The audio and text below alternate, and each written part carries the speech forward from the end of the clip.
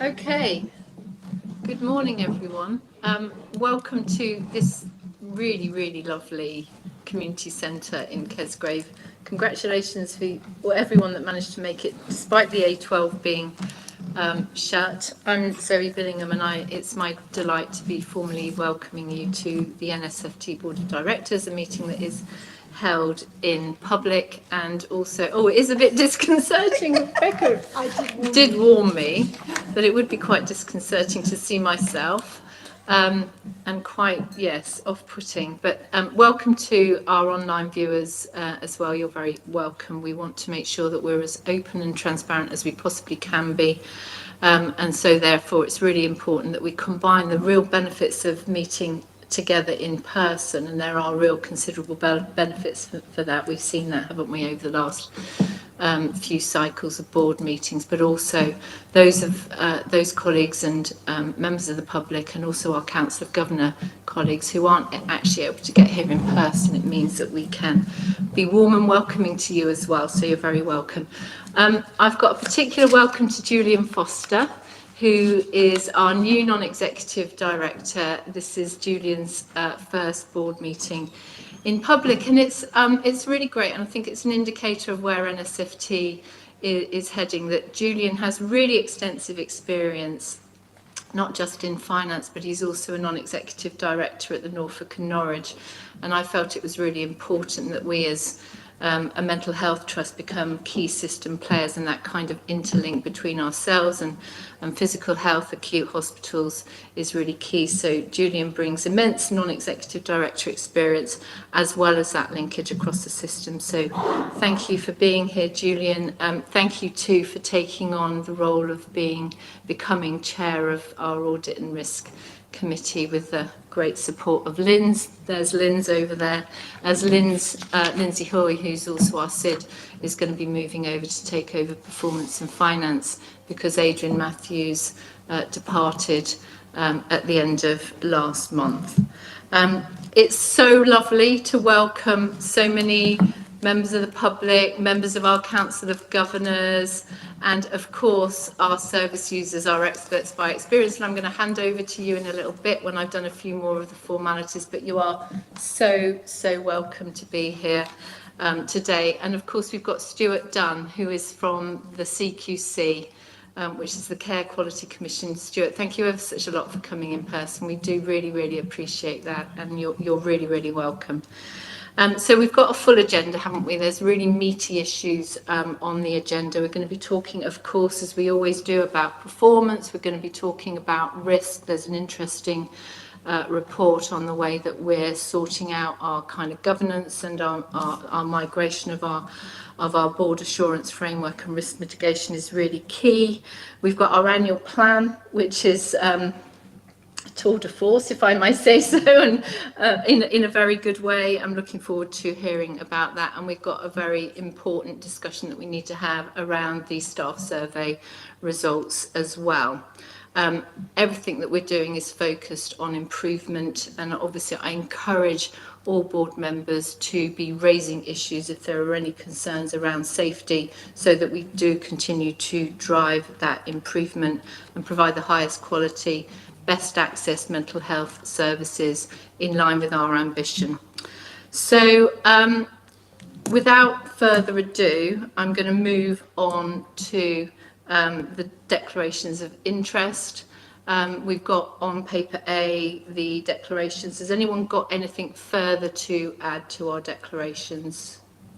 No? Okay, great. Thanks very much indeed. Could I move on to apologies? And today Nikki advises me that we have not one single apology, which is great. So let's note that. And could we now have a look at the minutes of the 6th of February? Could those that were in attendance confirm that they're true and accurate record? Yeah, thanks very much indeed for that. And therefore, can we confirm that and approve the minutes? Great, thanks very much indeed. And we have matters arising both from the minutes, but also we have the action log. Ade, thank you very much for providing the action log. I'm going to ask you to talk us through that, please. Thank you, Zoe. Just to start with, the first two actions on the log, which are shaded red, actually should be green. Apologies that that wasn't changed. So those two actions have actually been dealt with. The first one, the chief nurse is bringing a paper back to the June meeting, so that is in progress. And the second one on the safer staffing report, that has been reflected in today's agenda, so that should also be that should be completed. And then as far as the rest of the actions, there's one final action on that page, 2509E, that is in progress. A paper will be brought to the June meeting, and going on to the second page, there's three other actions that are all in progress, with updates coming to the June meeting, and the other two matters have been completed for this meeting. So we don't have any outstanding actions on the log. Okay, that's good to hear. If there are any comments or observations, Tricia? Just on that item 25.9E on the appraisals, that's not a new problem. And a paper coming in June. I mean, it's been really helpful to have the dashboard, Power BI dashboard, to identify where these teams are. It's not a new problem. It's been one we've had for a long while, and we really do need to get to grip. And I know we've got some actions on the IQPR thing today, but we do need to get grip. Okay, Tricia. Caroline? So I think we're talking about appraisal rates, and whilst I don't know, Julie, what our overall appraisal rate, but it is compliant, isn't it? So we're at the target overall, and I think what you're referring to is making sure that at a team level, that with all the workforce metrics, that while we're showing complete compliance at trust level, whether it's mandatory training, supervision, although we've still got more work to do on that, or appraisal, that we've got that compliance at team level. And we are picking that up, Tricia, in our new quality performance reviews that are now happening on a monthly basis. And obviously, I guess what the board need to be assured of maybe by next time is how many teams are non-compliant and what are we doing about that. Does anyone else want to come in on that? Julie? Yeah, thank you, Chair. Just to say, yes, we've noted, haven't we, at the People and Culture Committee, that there are some areas that aren't performing as well as we would prefer. The Power BI tool, which is on the intranet, which is the way to access all the details, and it's kind of push a few buttons and you get there, I can share that with you, is a really fantastic way of the localities diving into their performance and being able to take the appropriate action. So we're hoping through what we're doing with this drive is to make sure that we get the people who are able to influence the issues actually seeing the live data, and that's the point of the Power BI dashboard. But we will bring an update in June. Thank you. I mean, it has to be said, Tricia, you have rightly been on this point ever since I can remember. What is encouraging, I think, by way of summary, is that overall there is compliance, but that doesn't escape the fact that there are pockets within this trust that aren't, but we know where they are, and we're taking action, as I understand it, in order to address that. And Tricia, I think we might have an opportunity to talk about this further, both under the IQPR, but also under your report. But let's note that observation. Anything else coming out of the action log? No? Okay, let's note the action log, please. Thanks very much indeed. And let's move on to what I would say is the part of the board agenda that is the most important, and that is our service user experience. That's the heading that we use for that, and I'm absolutely delighted to welcome our experts by experience from Walker Close, and we'll explain what that is. And I see Kirsty, and I see David and Susie, who is accompanying and supporting, and Jeff and Giles, and you are so welcome here today. And we're going to hear from you direct. We've also got a fancy video, haven't we, Kirsty, which we're going to play in a moment. But you're really welcome, and we'll have a chance to have a conversation with you about your experiences after the video. Kath Byford, is going to do a formal welcome to you and say all the things that I've probably forgotten to say, and she will say far better than I'm able to. Kath, over to you. I would never say that, Chair. No, you wouldn't say it, but you may think it. So, thank you. Welcome, everybody. It is so important as a board that we seek the views of people who use our services that are experts by experience. And we use this knowledge to improve the services and the care that we deliver to people. And there's none better than our experts by experience to tell us what's good, what's not good, and how we can improve. And I am so delighted in my role as Chief Patient Experience Officer that it gives me that opportunity to work so much more closely with our experts by experience. And I'm just really delighted to introduce the team. I think we as a board have so much to learn from the way in which they are so committed to sharing their experience and their knowledge and their expertise. So on that note, I think we'll hand over to the video, and then we will undoubtedly have some comments or questions that we'd like to ask. And I would be really delighted to hear from our experts by experience about their views and wishes. So thank you.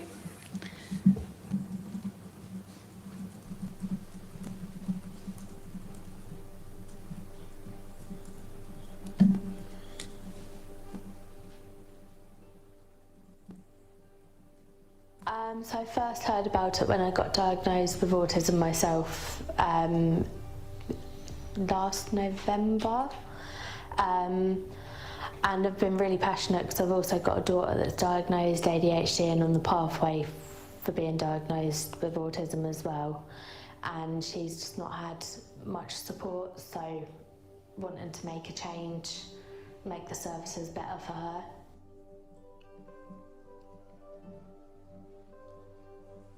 Reasonable adjustments training, really passionate about that, and I'd like to try and get it made mandatory. I don't know, just noticing that people actually understand and get it, and know that there is people out there that actually want to make a change as well. This is the first time I'd ever done any public speaking. I pushed myself out of my comfort zone and managed to get through it. How did you feel after? Proud. Yeah, never ever imagined myself a year ago even having the confidence to be able to do that. And if it wasn't for being an expert by experience and working alongside this team, I never would have done it. It's somewhere where I'm accepted for who I am. I don't have to go out and put the mask on and pretend to be anything else. I can just come here and just be myself and nobody judges you. It gives me a purpose. With my ADHD mostly, I've struggled to stick to the same job throughout my whole life. And coming here, it was funny. I first said to my mum when I got offered the position, I don't have to worry because they've taken me on knowing the real me and my struggles, and they just support me with that.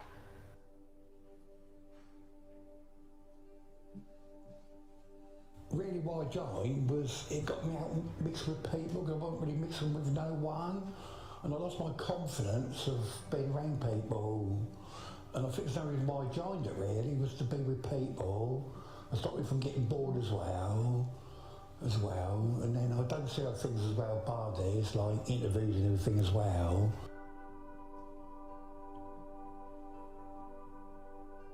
Yeah, I think the best one I think was when we had the open day, and obviously I had a bird table and a whistle well went on for raffle tickets.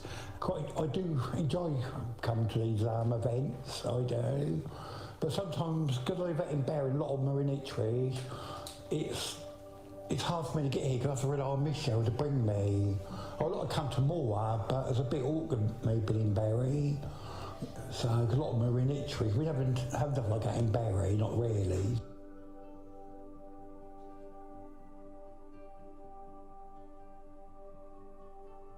When I first started, I was a bit nervy, So I expect to know what to expect. But I think over time it's built my confidence up a bit more over time. And then obviously, because when I was meeting new people I didn't know, and I find that when you're talking to people you don't know, it's hard. I don't really know what to say to them for the first time, really. And it was sort of like, I have to introduce myself to them, like, I'm David and I express my experience and I live in Bury. But over time it's got a bit easier. The more I do it, the more comfortable I feel. But when I first started it, I was a bit nervy. I think it's given me my life back, really, coming here. Really, because after I lost my job, I wasn't doing, you know, I had bad experience with that and I wasn't doing nothing. And then where I was living, I had a few bad times there. And obviously, and then when I moved, I felt a lot happier now since I moved. A lot happier in myself. Sometimes I have my off days, but I think everybody do, don't they? I think one of the most proudest thing we done, when we won an award, in the end, didn't we? Got our award. And obviously recently, I've got a home now, proud on my mantelpiece, or not my mantelpiece, but on my bookcase at home. And I said to Mick, I feel like walking up the red carpet up Hollywood.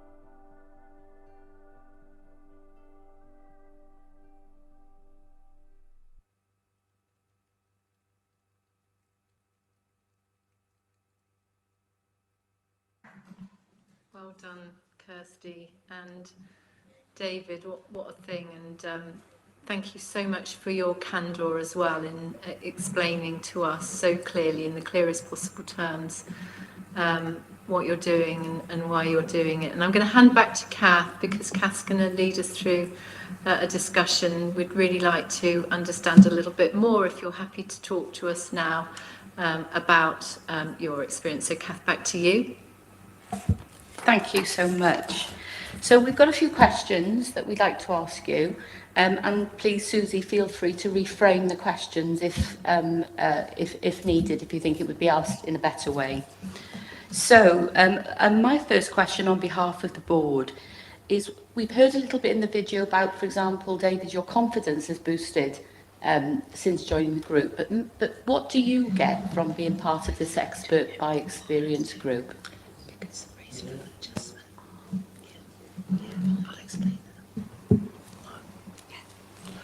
I get experience in the way that it gives you a purpose and you're out there doing good work with lovely people.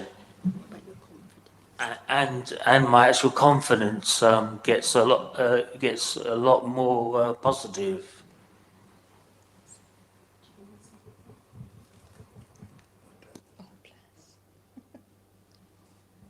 Thank you. And Kirsty, you talked about some of the work that you're doing with us in terms of the reasonable adjustments training.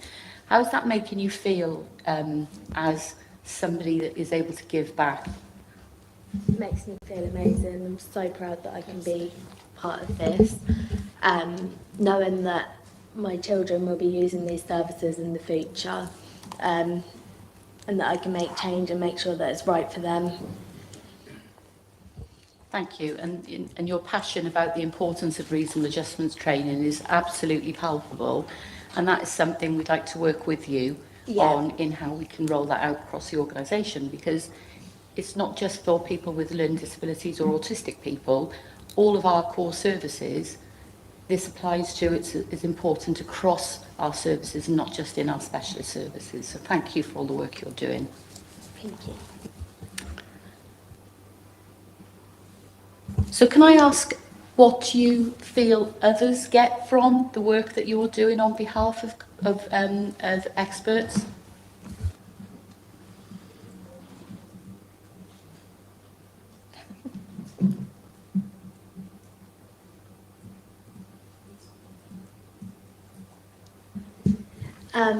I think it's inspiring for others to know that they can be where we were and be able to make change and help others.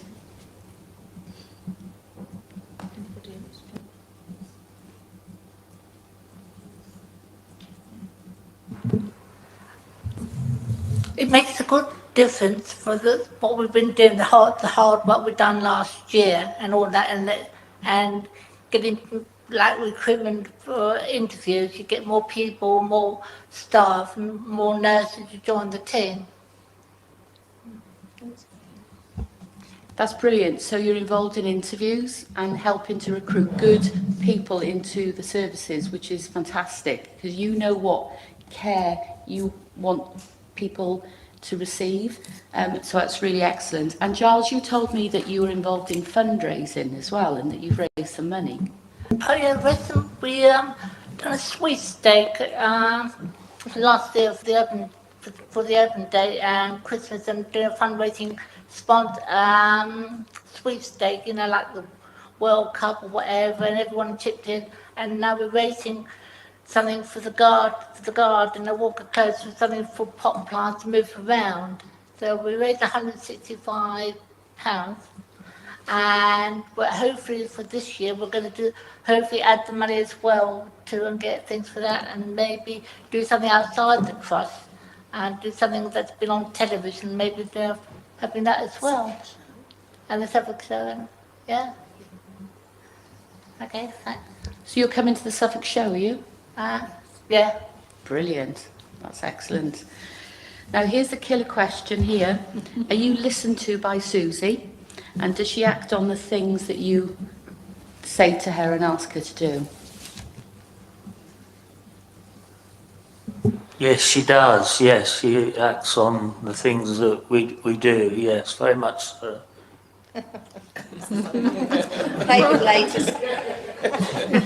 You're not just saying that now because she sat next to you, are you? No, I'm not. No. Can you think of an example? How about the podcasts? Oh yeah. I'll get Jeff, David to answer. Yeah.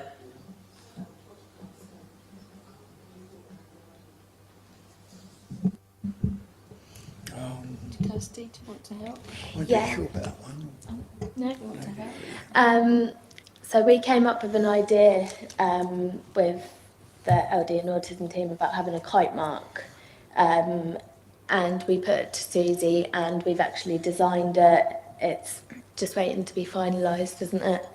So we come up with ideas and Susie puts them into action for us. So do you want to explain what you mean by the kite mark? Yeah, so at one of our experts meetings, we came up with the idea and come up with criteria so people can show on their letters and badges that they're meeting this criteria to support learning disability and autism. That's fantastic. So you're working on that with Susie. That's lovely. And about the podcasts, is there other podcasts for other service users and experts by experience?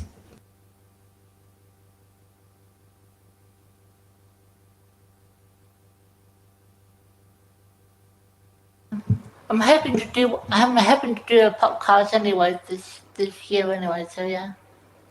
I'm trying to get more involved and get more nurses after them their training at the Suffolk College, hopefully, to come in and hopefully get them jobs. Do you want to say anything more on that, Susie? Yeah. So an idea amongst the group was, after a big discussion about inspiration. So one of our guys has got cerebral palsy, and it affects one side of him, but he has very courageously learned how to play golf with the other arm, and now plays internationally. Not quite professionally, it's amateur, but he plays internationally, and he really inspired all of us, and we got talking about inspiration.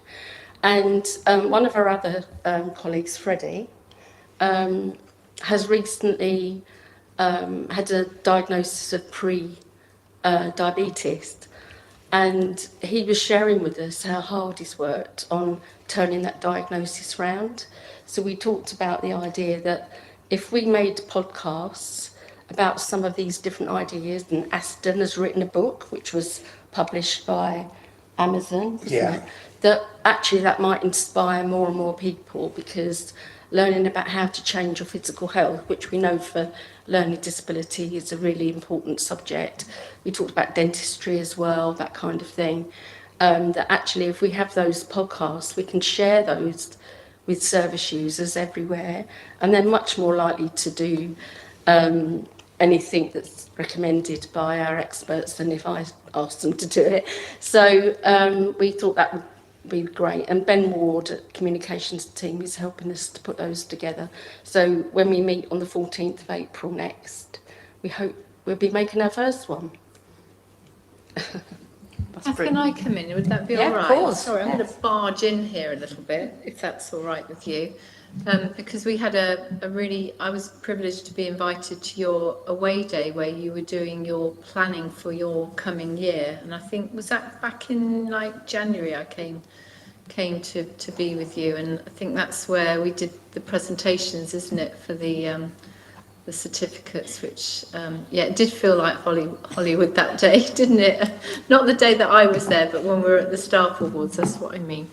When we were together here and actually in the same place, but a smaller room, doing that away day planning, you asked a few questions of me, and I asked a few questions of you, as well as thanking you. But one of the things that I was really keen to do was to make sure that we as an organisation are helping you to have the most impact that you've got real ambition to do. So my question is, are we helping you as a trust? And this is your chance, Kirsty. Is there more that you'd like us to do to support you in the fantastic work that you're doing?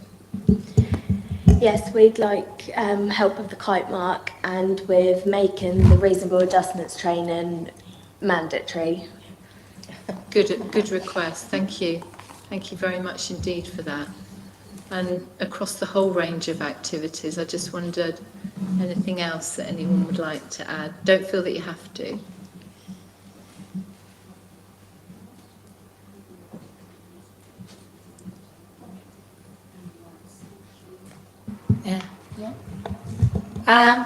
Susie got me in touch when I was during COVID. Susie got me in touch and said, "Do you want to do some interviews?" And I said yes, and then gradually it got better, and they got more better, and now the interviews have been more, and I'll do my own questions, scoring, and questions down, make it easy for the person who's for the job, and it's helped quite a lot. And now we're carrying on and we've got two new staff who I interviewed on Friday, Poppy is a nurse, and Jennifer, who came from Discus, and they're starting their new job in June.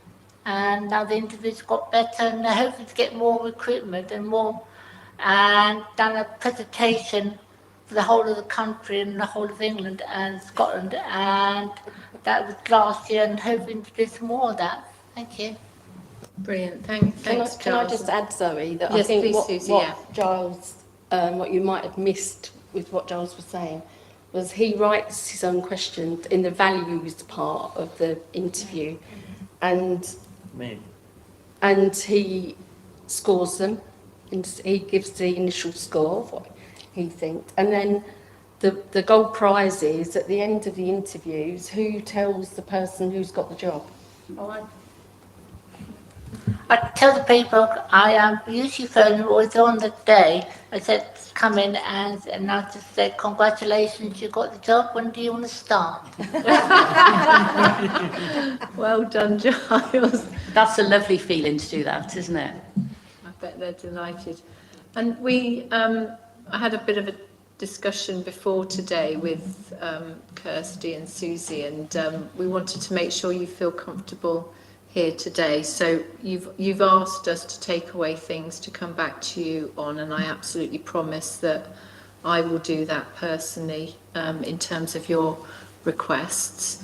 But I just wondered, just feeling how it's going at the moment for you, are you happy to get some observations for the rest of our board? Are you okay? Are you sure you're all right with that? And they may either just talk to you about how this has made them feel hearing from you, or they may ask you some questions. But we've got a little bit more time, and I want to make the most of you being here, if that's all right. So I'm gonna open this up a little bit to the board in case anyone else wants to come in. And yes, I'm going to go to Jason, and then I'm going to go to Faisal. Thanks, Zoe, and thanks everyone.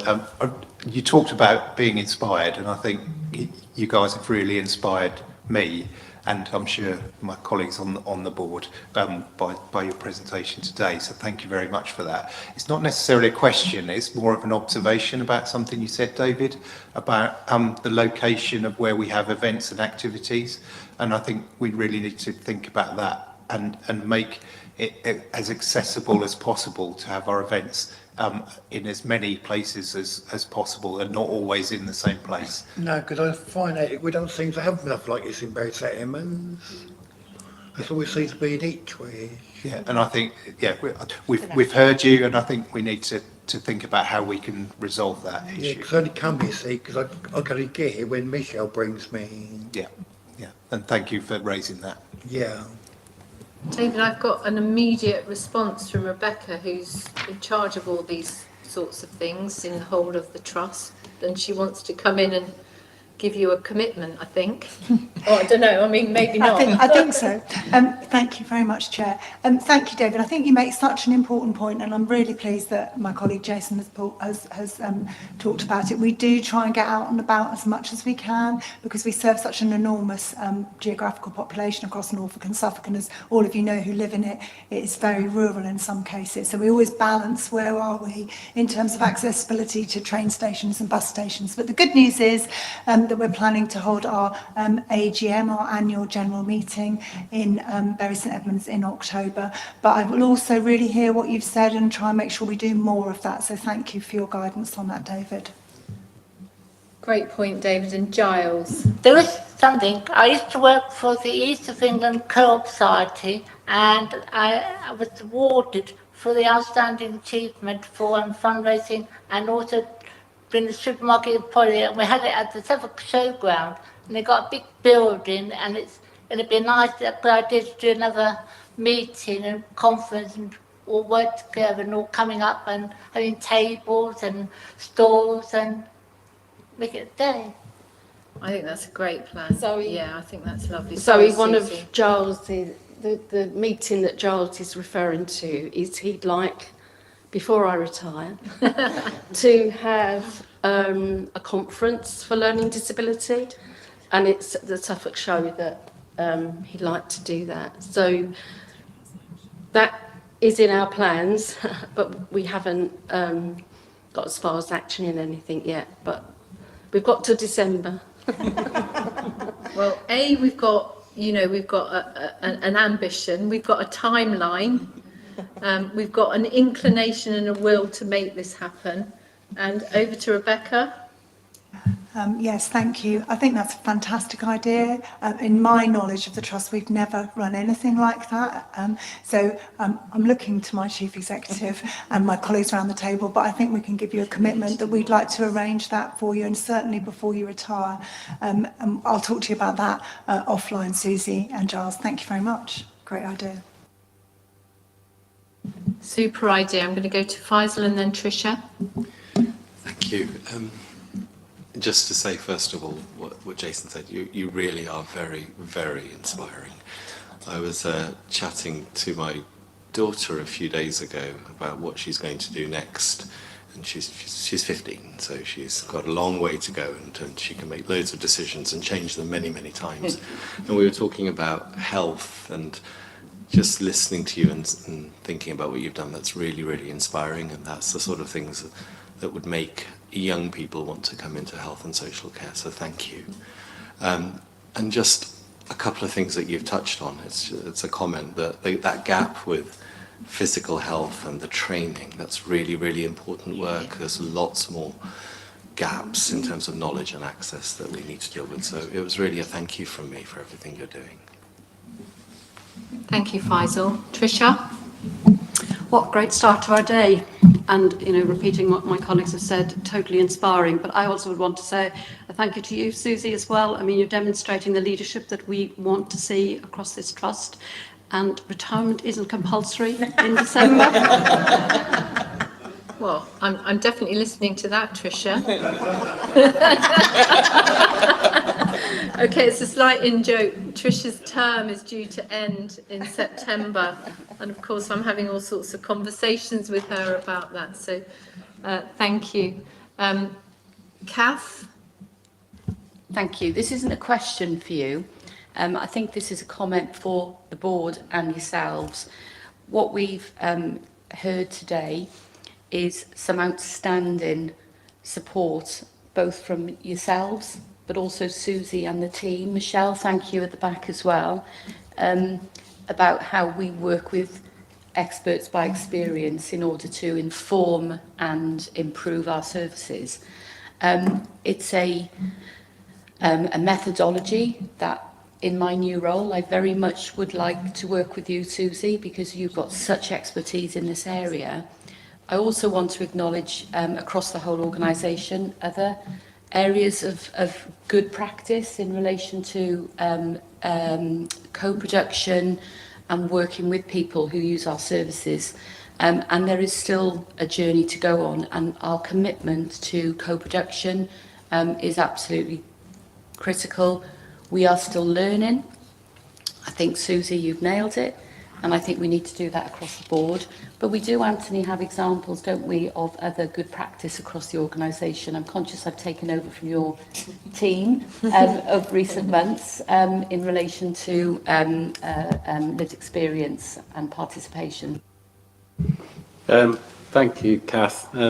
Yes, and listen, thank you, everyone. That was wonderful, that presentation and the video, really inspiring. But I think, Kath, probably what you're alluding to is the Trust participates in a national quality improvement collaborative across 4 of our adult acute wards. It's called the Culture of Care. So it's about trying to improve the culture on our wards.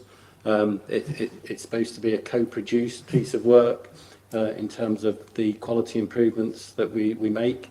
And I, as the senior responsible officer for that I received coaching from that collaborative. And at the most recent coaching session, it was really, inspiring to hear from them. They were saying that as a trust, it's so evident the way in which that we have people with lived experience involved, that it's, they've seen really good examples of people with lived experience being engaged in the work. And they went as far as to say that in terms of the collaborative, that the trust was a standout sort of trust. So I thought that was, great tribute to the staff and our experts by experience in terms of the way that they're engaging in this sort of work with us. So fantastic. And, we've got a lived experience example in the room today. So, yeah, lots of good things happening, Kath. Yeah, and as you know, we don't always get things right in NSFT, and that's one of the key priorities for us as a board. But thanks to the work that you're doing, we are beginning to make changes happen and stick. And that's because we're bringing your insight, and you're bringing your insight into everything we do right from the get-go, right from the beginning. So I'm noting, I'm not going to forget, I'm noting that there's a lot of requests and really sensible suggestions. So we're really delighted to hear about all the work that's been done on the interviews. Giles, thank you for that. Kirsty, absolutely hearing what you say around the mandatory training for reasonable adjustment and the kite mark issue, and I spoke about that when I was with you in January. Really hear what you say about making locations where we hold our different meetings more accessible, and by that we mean we move locations to our public rather than expect everyone to come to us. And there's been a suggestion today around a conference, maybe at the Suffolk Showground, who knows, around learning disabilities and all we can learn from that. So thank you very much. I hope that's a summary of what you've said. What I can't give is the essence of the amazing contribution that you bring, that we've taken from this discussion. So thank you. I'm just going to ask Caroline about next steps, who's our Chief Executive Officer. Thank you so much. Just concur with everything that everybody said in terms of how inspiring you've been. And Giles, I didn't pick up an ounce of nervousness at all. You've been great in giving us some brilliant ideas, and I and the team will certainly take away and look at how we can commit to, as much as possible, the thoughts that you've got and the asks that you've got. So we always meet after our board meeting, and we'll be discussing those today. So thank you ever so much. Just so it is really good, isn't it? This is lived experience in practice that we can absolutely see, and I don't underestimate the personal effort you've made to get here for 9 o'clock on a Thursday morning and to travel to come here. So thank you so very much. I guess we're really prioritising. There's some brilliant foundations, and as Anthony has said, it's been recognised nationally. The people that we do both employ with lived experience, but the ambition we have for really starting to co-produce, and we have got some good practice. We've got a long way to go, and this is the brilliant example of where there is true co-production. And Susie and team, your leadership is totally inspirational around this. I guess one of the real ways we want to embed this is through, more formally, through the service user and carer councils. And we've got Participate, and we're going to be setting up locality councils. We want to make sure we do that in a really co-produced way, and hence why Kath's team is at the moment commissioning a partner to work with us. We heard particularly for the campaign to save mental health services, how they were advising that we've got more work to do, and I think we recognise that, and we're just, I think, finalising that procurement at the moment. But I'm really keen for us to also take away how we're making sure that the voice of people with learning disability and autism is represented either through the council or connected in, and I think we've got a little bit more work to do around that, Kath, as well. So I'd just like to add that as an additional thought for us. But you're definitely leading the way, and thank you so very much. Yeah, you are leading the way. Thank you everyone for coming today. We really appreciate it. Can we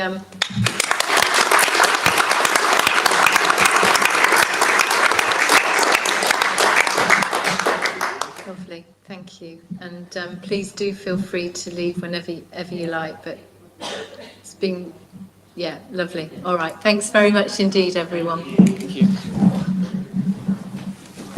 Great. Really good. Lovely.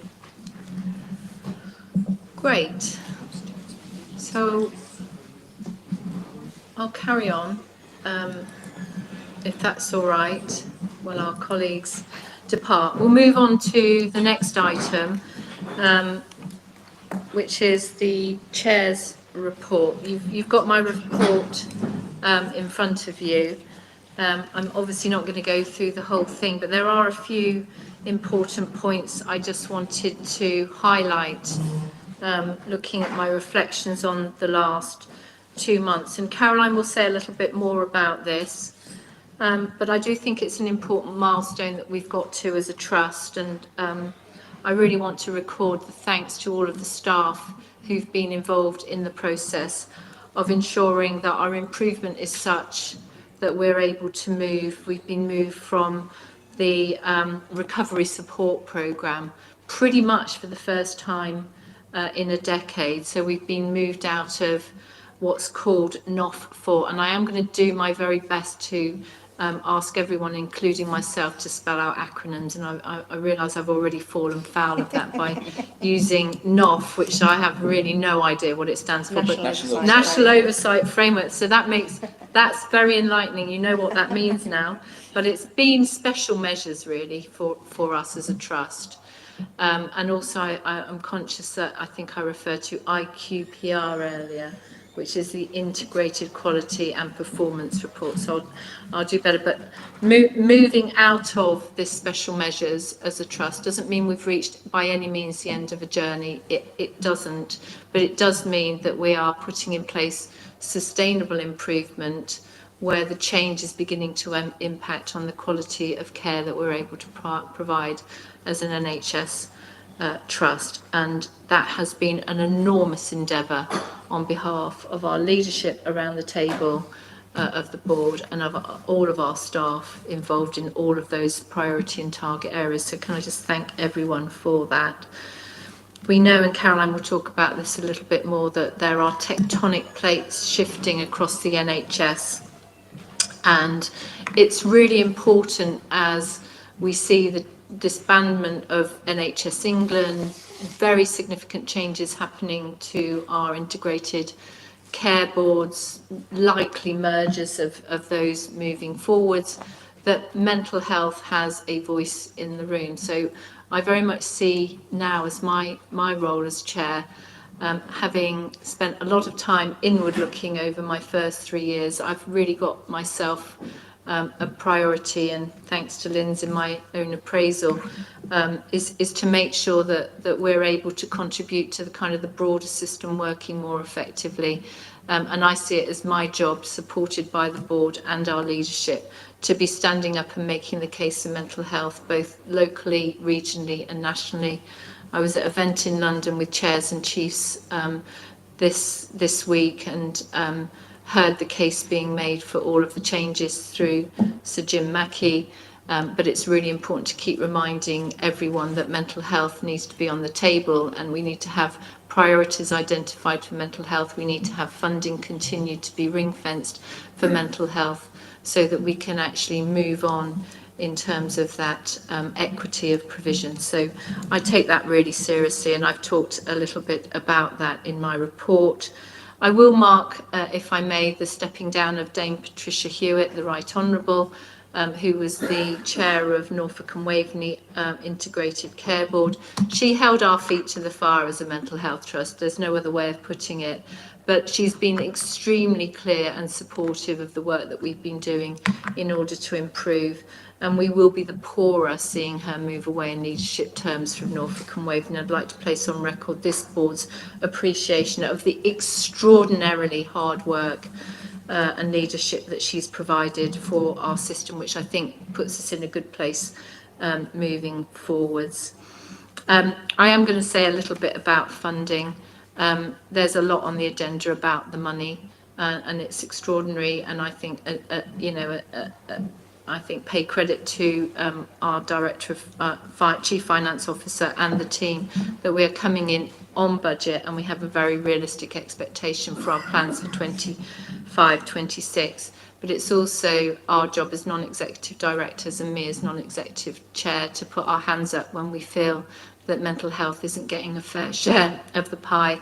And I will do that, and I will continue to do that, because we have to make sure that we're effectively funded, as well as making all of the changes and productivity that's expected of us. I'm really pleased to see so many members of our Council of Governors here. And we've been doing quite a lot, haven't we? We had 11 new governors join us in February, and we've been doing a lot of work together to integrate our new governors into our existing Council of Governor body. And I will highlight one thing in particular that we did, which is using our kind of board facilitator, a guy called Chris Lake, who's doing board development, who's doing non-executive director development, and who's doing executive team director development. We've also invited him in to do a session with us as a Council of Governors with our non-executive directors, primarily to work out our respective roles, how we can get to know each other better, and how we can make sure that we use one another's skills and experience to greater effect. I think it was a really good session on the 24th of March. And I think as a result of that session, we've decided that we need to do more of that, so we can effectively step forward in the same direction, but perform our roles well. So thank you very much indeed for that. We all, as non-exec directors, and of course our executives, visit many services. I've had the pleasure of going out quite a lot recently into our wards at Woodlands, Northside House, and most recently I was over at the Julian as well. And what really, really struck me, and I know my non-executive directors who have been out, and I know, David, you've been in Blakeney Ward, and Lindsay, you've been out to Lark and Poppy Ward recently, is our staff really want to come and talk to us about the changes that have happened since we were last there and the improvements that were being made. And I felt that really kind of up close and personal when I was taken around the various wards and shown so many things that have changed. Do you remember Blickling Ward, Tricia? The famous Blickling Ward that, I mean, when I went back and met the ward manager there, and Aaron, as you will remember, I mean, he was so bursting with pride at the changes that have happened since last time. So I would want to put on record the amazing dedication that our staff have not only shown, but the fact that they're right up there and proud and want us to be shouting about those improvements as well. So that's it in terms of my chair's report. Any questions? No, thanks very much. Can we note that report? And now I'd like to hand over to Caroline, who's going to talk us through her very extensive and really great report. Thanks, Caroline. Thank you ever so much. And you'll be pleased to know I'm not going to go through the whole report because it is extensive, but that really is a reflection on the amount of work and improvement that is happening right across the organisation. So I'm not going to repeat what Zoe has just said in terms of the national picture and the regional and the system picture, which is imminently going to be changing. It's really important that we work in support of those changes, and we're obviously involved in conversations as those progress. Very significant change nationally in leadership and a very clear direction around the efficiency environment. Very clear direction nationally from a provider perspective around corporate services and making sure that we have efficient and effective corporate services, particularly making sure we're releasing as much resource as possible for our frontline clinical services. What is really positive, and we'll hear it as we go through the agenda, is that was already in our plans. So in 24-25 we've restructured our clinical, the part of the clinical of the organisation, and in 25-26 we already were planning to redesign our corporate services to make sure that they're efficient and effective and wrapped around our new clinical services. So that is really important. I would just concur with the significant challenge of the efficiency environment. We're in a very different place than we have been historically. We've still got a lot to do. We haven't historically been able to deliver recurring efficiency, which is akin with transformation. We've doubled our efficiency delivery in the year that we're just finishing, and from a credibility perspective, it is so important that we have delivered our financial plan. And we've been absolutely determined as both an executive and senior team and as a board that will not impact on our quality improvement plans. And we have very clear transformation plans as we go into 25-26 to continue to deliver our efficiency programme. However, it is still a very significant ask, and we will be watching that very carefully, both as a management team but also as a board. Part of our transformation plans is really strengthening our leadership. We've strengthened our leadership significantly across our localities, and we continue to do from a corporate perspective. So I'm delighted that since we last met as a board, that we have appointed Jeremy Over, who will join us on the 1st of June as our substantive Chief People Officer. Very experienced. I think this is his third or fourth board role. Met him yesterday. He's very excited to be joining us, and he'll be working really closely with Julie, who's already started to meet, so that there's a really smooth handover. Also, what's been really important in terms of our transformation plans is really strengthening our professional structures, and we've seen that in our localities. We've appointed medical directors for the first time, nurse directors as well as ops directors, psychology directors and AHP directors, and we've got for the first time a trust-wide director of psychological therapies, AHPs and social work, and we are delighted that Anthony has appointed Chris Ainsworth, who joins us at the beginning of May, so imminently, and I know the team are very pleased with that appointment. Also, Anthony's made an excellent appointment and a really important appointment for us, because one of our real priorities has been mortality and patient safety, and we've now appointed, and Caroline Sweeney has joined us and is already making a fantastic difference as the Director of Safer Care in Anthony's team. From a locality perspective, we've appointed 14. We had previously appointed 14 of the 15 locality directors, and we have now appointed the final piece of the jigsaw, which is Mark Caitling, who's again experienced, a local person and very experienced in terms of operational management, and he will join us imminently and take up the position in West Norfolk, which is really important. And from Stuart's point of view, he's also building his team up and made a great appointment in Mark Ewins, who is the national lead for mental health. So that's absolutely fantastic. And again, lives locally, that we've been able to appoint. And I realise, Kath, we didn't introduce Nick Hunt, who was there with our service users and carers, who's been appointed as our new Director of Patient Experience. That's right. He's coming back in. He's just outside chatting with our guests, but he will be back. But I'm delighted. Nick Hans started on Tuesday, Director of Patient Experience, a great acquisition from Bart's Health, where he was previously the Director of Patient Experience, and has some real success in his track record. Okay, brilliant. So these appointments are obviously part of within our efficiency programme still, because we've redesigned, and we'll continue to do that as we redesign our corporate services as well. So we're already partway through our corporate services redesign, and really important for us in laying the foundations for sustainable improvement. And as Debbie said, delighted that we've come out of national oversight 4, and very important that we sustain our improvement and continue to improve.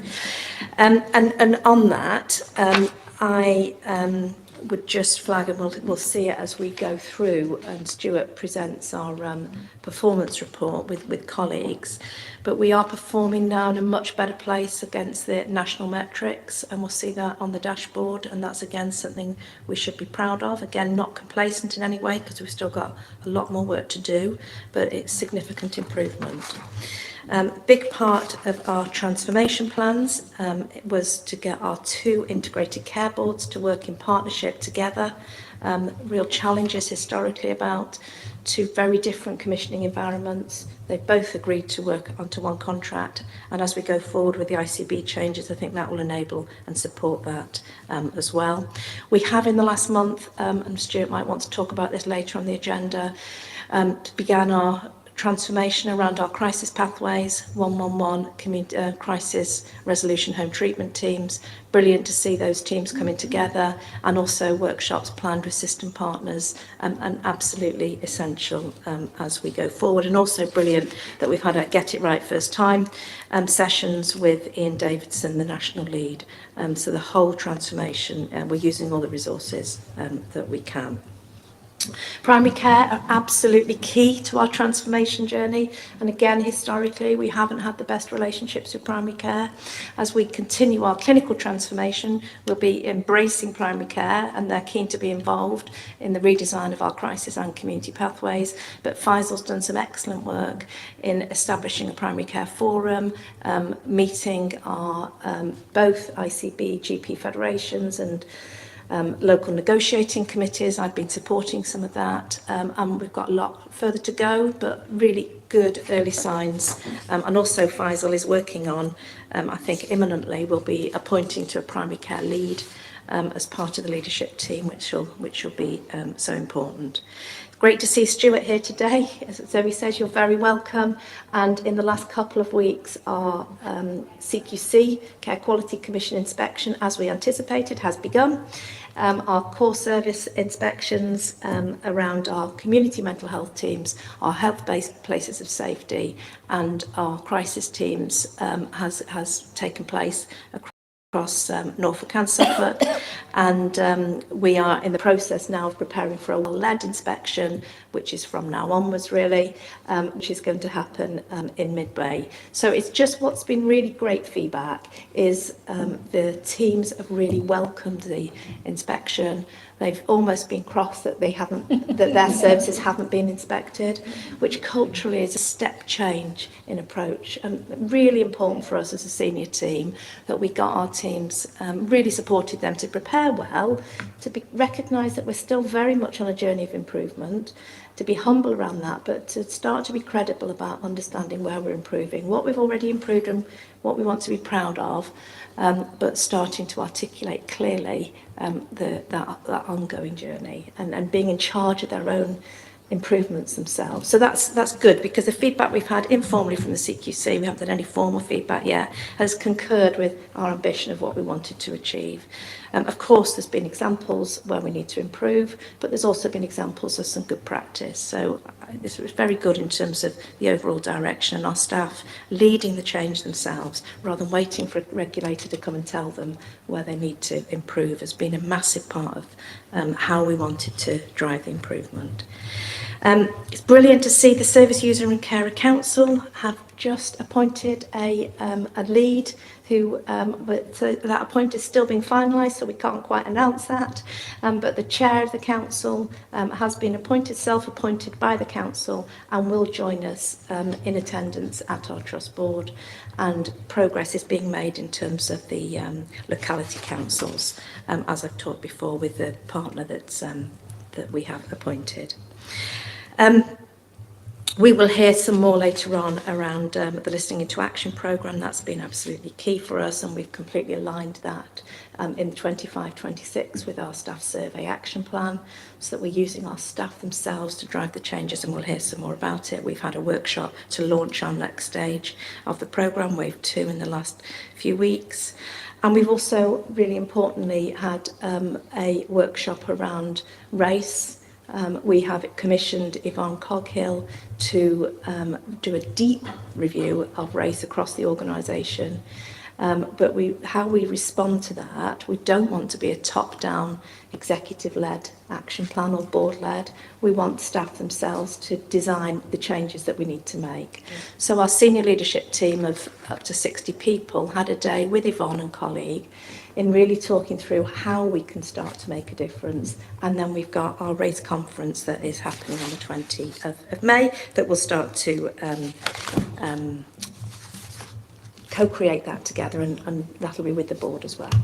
So extensive. I've tried to just highlight some of the headlines. I know it's hard for me to be succinct. I'm more than happy to take any questions. No, you did a great job there, Caroline. Thank you very much. I mean, there is just so much going on, isn't there, in this organisation? I think that's what I take from Caroline's report. You know, reading it, hearing her reflections. We do feel that we're in a completely different place to 14, 15 months ago, and many new faces around this table as well, with really, you know, sort of an enhanced experience and expertise. So while it doesn't feel that we're at all complacent, I do think we're in a more comfortable place than we were previously. But we know we've got a heck of a job of work to do, don't we? And that's the kind of that's the challenge for us moving forward. Is if everything's a priority, nothing is a priority, and we have to just be really single-mindedly focused on quality, safety, culture, and making sure that we use our money wisely. So, plenty of time during the course of the next 3 and a bit hours to talk about many of the things that Caroline has raised rightly in her sort of scene-setting report. But is there anything else that anyone wanted to add, or any questions you'd like to ask? No? All right. Faisal, thank you. Just a really small point, I was going to make a comment about the Primary Care Partnership Forum, and Caroline's so right, it's something that runs really deep. We've not had the best relationships in the years gone by, but we're in month 3 and we're getting somewhere positive. It's really been driven by the LMCs, and we've included the ICB sort of primary care leadership. That's 2 acronyms in. Sorry, the local medical committee and the yes, thank you. Sorry, Faisal. No, and it's important to note that there's 2 ways of going about something like this. We can either come from the place that it's about challenge and pressure and angst, but really it's been about developing a collaborative working relationship going forward. And there's a lot to unpick, and we're only in month 3, but it's really positive. And I think when we're talking about this in, say, 3, 6, 9 months' time, we'll see positive output as well. Yeah, and that work is absolutely key. We need to think about how we have that discussion around the progress that's being made here in board, in public, Faisal. So maybe we could have a think about that and take that as an action, please. Indeed. Because it does feel like an incredibly different place. And it may well be that we want to think about how we include GP colleagues as well in some of these board meetings too. Great point. Thank you. Any other? No. Caroline, thank you again for all you're doing. Thank you for bringing this to our attention as a board. It's important. Could we note the Chief Executive Officer's report, please? Thank you. Let's move on to the next agenda item 2538, which is our board assurance framework and risk update. And really pleased that Ade is going to present succinctly. And this is hard because there's just been a huge amount of work, hasn't there, going on. We talked about it at the last board in public, but so much happening to improve the effectiveness of corporate governance. Over to you, Ade. Thank you, Zoe. I would just like to take the report as drafted as read to start with, but I want to really focus on three interconnected aspects of the way we manage risk in the organisation, and just really want to sort of champion the changes and improvements we've made, but also recognise that there are still things that we need to improve going forward. The first area is just embedding the risk architecture we've put in place. So one of the things we've really tried to do, and I think this started just before I arrived towards the end of the last calendar year, is making sure that the way we manage risk is consistent right the way from our frontline services all the way up to here at board level. And we've had a lot of help from one of my colleagues, Lisa Quinn, who's been working with us on this. But we've also done a lot of work ourselves in-house to change the whole approach to risk. So rather than making it as technical and complex as it might seem to people, it's really about making sure that people understand the things within their own working environment that could be problematic and could cause issues, highlight those and work together with their managers and with others to try to address them, which is essentially what risk management is about when you strip it down. And that's really been really useful. And what we've done is then build that into the new locality structure that we've put in place that's been alluded to already, and make sure that we're dealing with things at the right level rather than having everything escalate up the line to senior management and board level. And that's done two things. It's made sure that we have a really good visibility of what we need to do at every level, but also that people are taking responsibility, better taking responsibility at the service levels.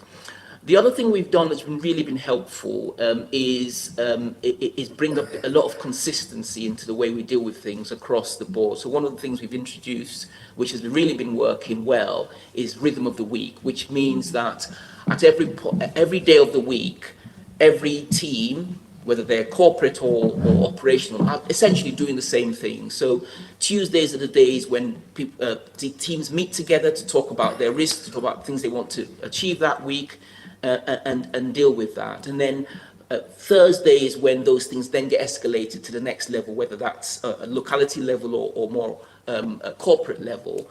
And that's really been working well.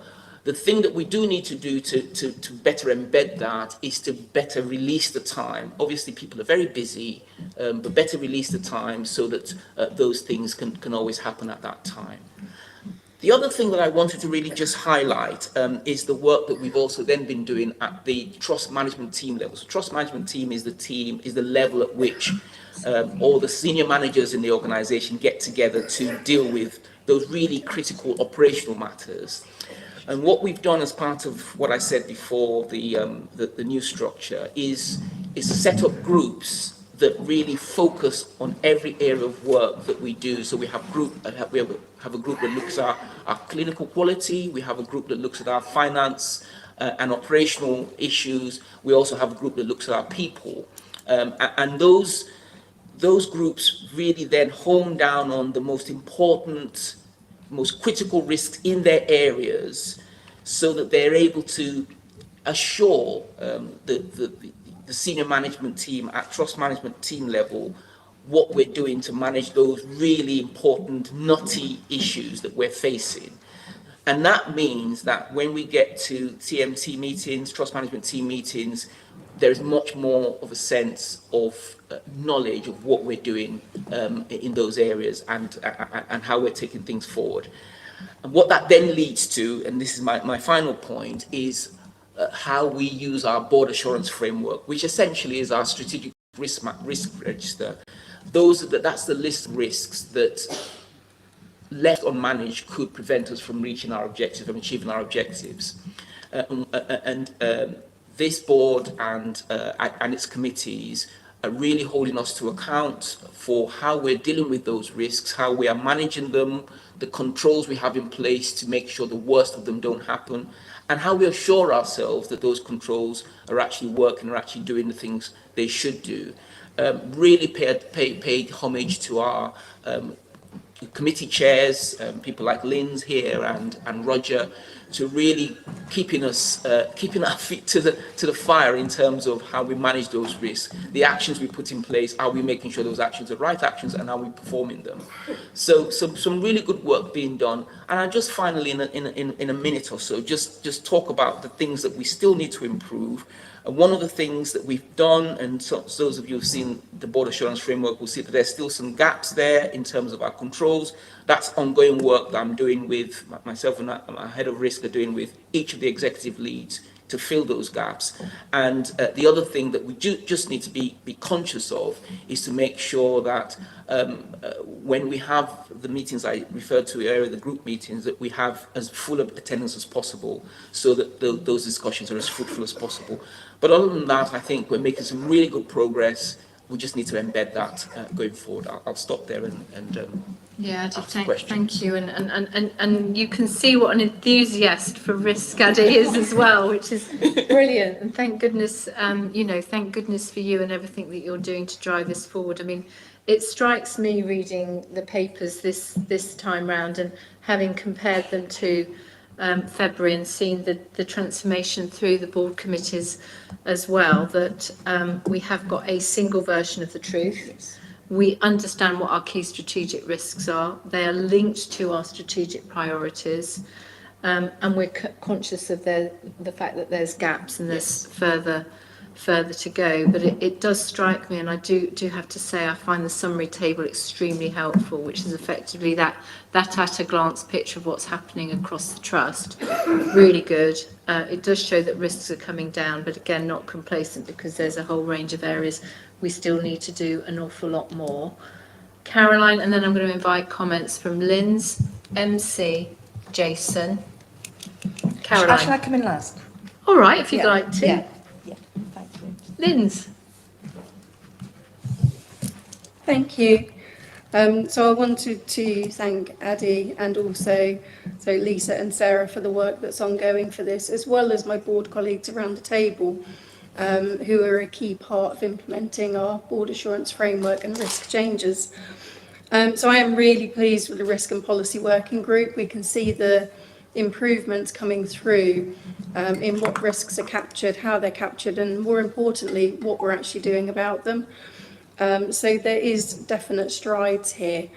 The areas that really need some support, and I would look to, again, my colleagues and Caroline around the table to support this, is firstly making sure those governance leads are in place, because they're so key to connecting ward to board risk management. So I'll just ask for an update on how we're getting on with getting all of those governance leads in place, please. And as Adi has already mentioned, the board assurance framework itself, it's really well taking shape, but there are still some gaps here. We do need to make sure we're really clear on the actions that need to be taken, but more importantly, what they are and when they will be taken by. So there is a bit more work to do. Really pleased with the progress today, and I do thank the teams for that, but more work to do. in having this conversation, can we just check in and make sure that we're considering the what next in this? Because those are really, really strong questions, Linz. And Addy, when you're answering them, can we think about what more we need to be doing as a board or an organisation to address those issues? So quickly come back on those, please. Thanks, Linz. We are doing some more work on trying to get trying to repeat the recruitment around the clinical leads. I think we've gone out again to try and fill the gaps we've got. But one of the things we're working with the localities on is, in the interim, can they identify people within their teams who can hold those duties in the interim while we're still recruiting. But we are going out again. Thank you. Okay, and presumably in terms of that being effective, making sure they're properly supported and trained, is there anything more that needs to happen? Shall I pick it up in the summary when I come back? Caroline will pick that up. Okay, lovely, thanks. Thanks, Linz. MC. Thank you. Yeah, I just wanted to acknowledge, well, the enormous amount of work that has gone into getting us to this place, because even in my short time here, this is not where we were 6 months ago, so thank you to colleagues. But also to acknowledge that 9 risks have reduced, 6 have stayed the same, to even maintain some of the risk scoring against the picture, the backdrop nationally, regionally, system-wide, is actually an enormous achievement. So I do want to kind of acknowledge that. And then I just wanted to table a conversation, and it might be one that we have to have through committees or elsewhere, and perhaps Jason and Stuart, you'd be helpful in it at some point, is how we balance the need for digital transformation, innovation against a really bleak financial backdrop, because it can be difficult. It could be difficult here as a board to invest in some of those areas, but they might just be the things that actually help us deliver some of the savings we need to. And I think it's just about how, as a board collectively, we've got our eyes wide open to the need to balance those two challenges. And I think this is a trust that has huge pockets of innovation and areas that we can be really proud of. How do we harness some more of that to perhaps deliver some of those better patient outcomes, but also a better financial position? Yeah, that's an excellent challenge. Do you want to come back on that, and then maybe we can work out where we can have a sort of a more rounded, lengthy conversation, please, Jason? Yeah, absolutely. So I recognise that completely in terms of the need for investment to enable digital transformation to take place, and we're working very closely, one through our large-scale change programme around digital, but also through the EVI programme to look at how we transform and not just and use digital to really assist us to do that, and we really need to understand, if we need to make that investment, what's the payback on those investments, and how we measure that across the organisation, because it's not always cash out in terms of that the investment made. It can be improvement in quality and service delivery. So we need to balance that. We need to understand it, and we monitor that through our transformation programmes. Would you like to do your question as well? Okay. or your observation, Jason? It was really linking the discussion on the board assurance framework into our subcommittees. So at Performance and Finance Committee, we had really good discussion about the risks that were associated with that committee, and whether they covered all the areas that we wanted them to cover. And we had a discussion about, it's in the chair's summary, about being explicit about cyber within the digital risks, so linking into what you're saying, as a slightly different tangent, but also the impact of what you both, Caroline and Zoe, you were talking about in your reports about the wider impact of the NHS changes on the trust and how we reflect that in our risks as well. So it's linking it back into the committees as well. Yeah, absolutely. Yeah, thank you, Jason. Faisal. 2 related points. Thank you, MC. Just on the innovation point, actually, as opposed to transformation, a few of us, myself, Stuart, and Jason, we're also looking at innovation opportunities, not just in the digital space, but in the therapeutic space. But a lot of those opportunities are very much around the system working together and looking at, and you talk about how do we pay for these things, is looking at the business impact. So where there are innovative treatments, innovative models, how do we bring that in across? And we're looking at 2 or 3 things like that over the next 6 to 12 months, more in the future. I also wanted to make the same point as Jason. I didn't realise I was going to make the same point as Jason, which is about how the committees of the board are now linking in to risk. And I don't want to steal someone else's thunder, but we had a mental health legislation committee recently, and there was a very clear conversation about how the things that we are discussing there and how that links into risks that may or may not be fully identified in the BAF as we develop it, thanks to Roger's chairship of that. And we're developing that committee, and it's good to see as we develop that committee, we're linking into the BAF conversation. Yeah. That's excellent. And what we'll see when we go through the committee chairs reports as well is that kind of link back into, obviously it's really necessary to be done, but it's so evident now back into the board assurance framework. And also you're right, we have to challenge one another to do more and to be better MC as well. But Stuart. Yeah, thanks, Chair. Picking up on MC's point, there's lots more we can do. We need to learn from others who are further down the road than us, from another organisation at execs just the other week, talking about digital roadmaps and what they've done. And we need to learn, we need to be insular and look inside the organisation, how they tap into universities, how they tap into industry and use their skills as well. And a lot of that's for free. We need to pick up on it, we need to sort of be more involved. And it's such an opportunity for us, isn't it? And that's why we need to find that space where we can clearly have the conversation in board committee, but also think about maybe having it more publicly too, because we have a major seam of innovation that we have yet to tap into as a trust, that we can. And the positive thing about that is not only does it make us, enable us to work smarter, it enables us to be more efficient as well. So really, really important. Julian. This is an impressive range of risk documentation, so thank you, AD, for that. Some of the risks are very closely linked with our work with partners, and Faisal's already talked about that as well. Risk maps themselves, there's a really good range of the risk meetings and that we're starting to get involved with.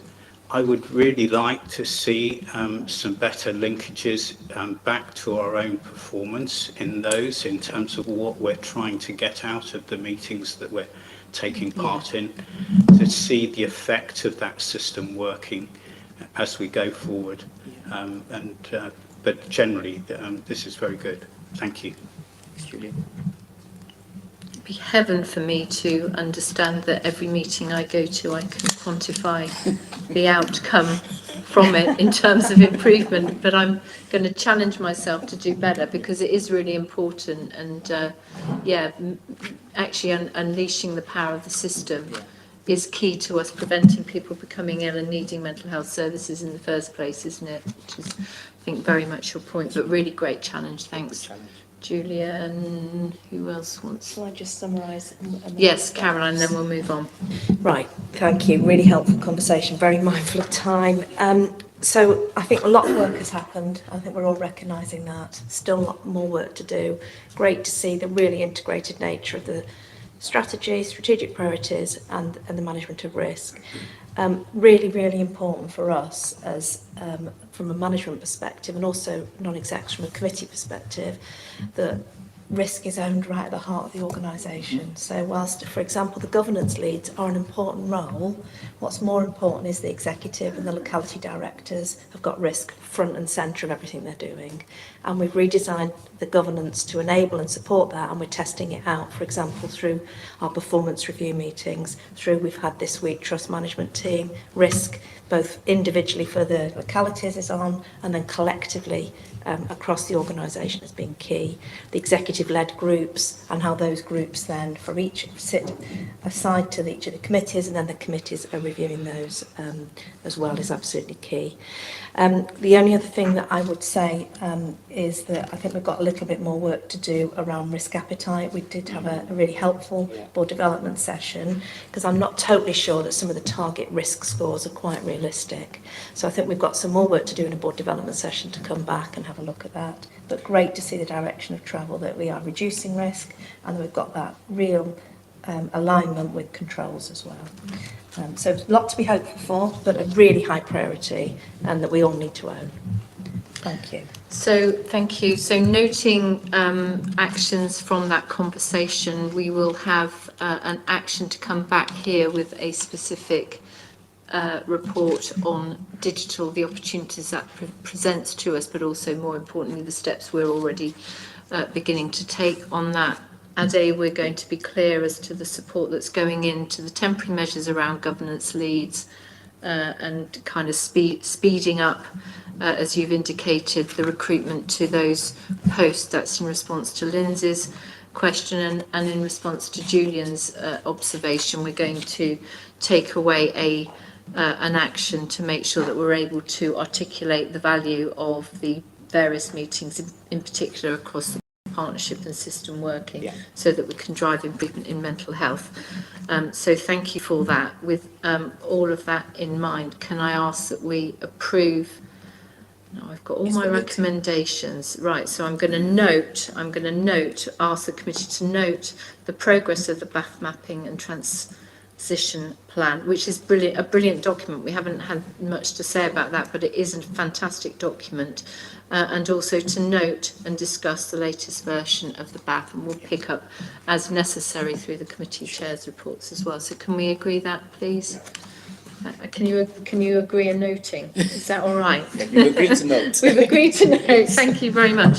Let's move on now to our conversation, which is going to be led and facilitated by Stuart. Again, this is a real change for us as a board, that we now have our new 3A's approach to integrated quality and performance reporting. But I'm going to hand over to Stuart so I don't steal any of his thunder. Over to you, Stuart. Thanks, Chair. Okay, I'll take both documents that are in the pack as read, but would like to highlight a number of key points in both papers, really. So, yeah, as the Chair's just said, obviously the packs, two documents. One is around the alert, advise and assure summary, which gives you an overview of areas of concern and areas of assurance as well.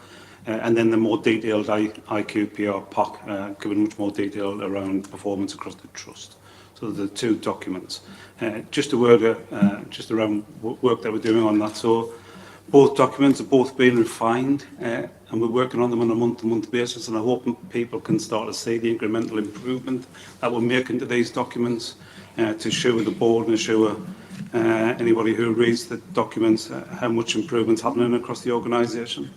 And we'll be further strengthening that. We're looking at further strengthening that by adding further areas of narrative and trajectories for improvement, so you can start to see where we're looking to improve each of these sort of areas of concern. I also want to note that Jason and myself are working to try and incorporate the value section of this. If you notice, it's slightly segmented, and we need to try and incorporate that. So me and Jason are working on a way to do that, and also how we can add the 3-year methodology into the improvement value section of the report as well. So that's in trim now. All the packs are separated and provided to the committees, so the committees are having conversations about the alerts, particularly. So those further conversations happen in a lot more detail in those committees as well. So just to provide a bit of assurance around that. And then, as Caroline said earlier, we are also adding, and we've added it for this month as well, the national standards to the pack, so you can see how we are performing as an organisation against those national standards, which is really good to see.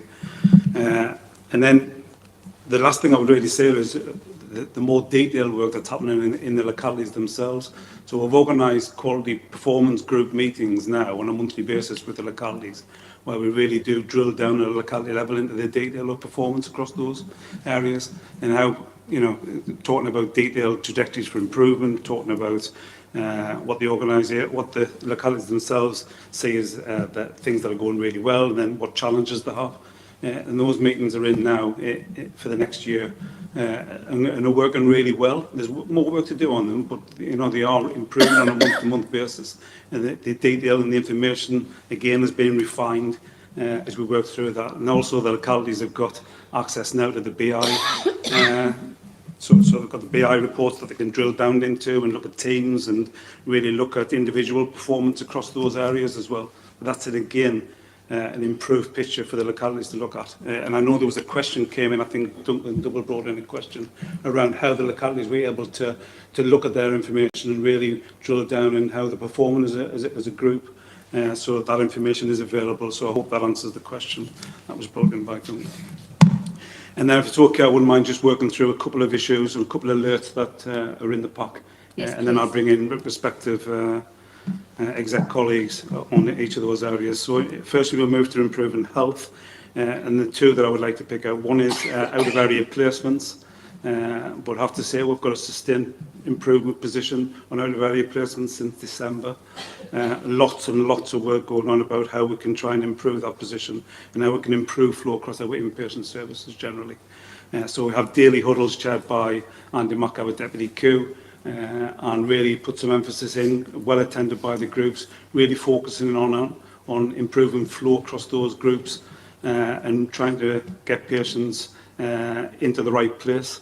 A lot of patients who are currently discharge transfers of care really and probably not being managed in the right place. So working with our colleagues in both local authorities to try and move those patients onto the right place. We also have a discharge and flow IMG, which is again focusing on flow across the organisation. IMG, Stuart? Sorry, Incident Management Group. And they're really focusing on flow and discharge across the organisation as well. And then we've had two workshops now supported by Ian Davison, who's brought in Getting It Right First Time, and he was the lead, the NHS lead for that. And he came to two workshops now and supported the organisation to understand how we can really look at flow across the organisation and get us to a much better place. So all of those things are supporting our out-of-area placements and work to try and reduce that down to a zero level by September. And then the second one I'd like to pick up on is the very urgent crisis referrals. I think we're scoring at the moment at 56.7 against a 95% target. And there's lots of work to do on that. But there is also, just to assure the board, there is lots of work going on in that.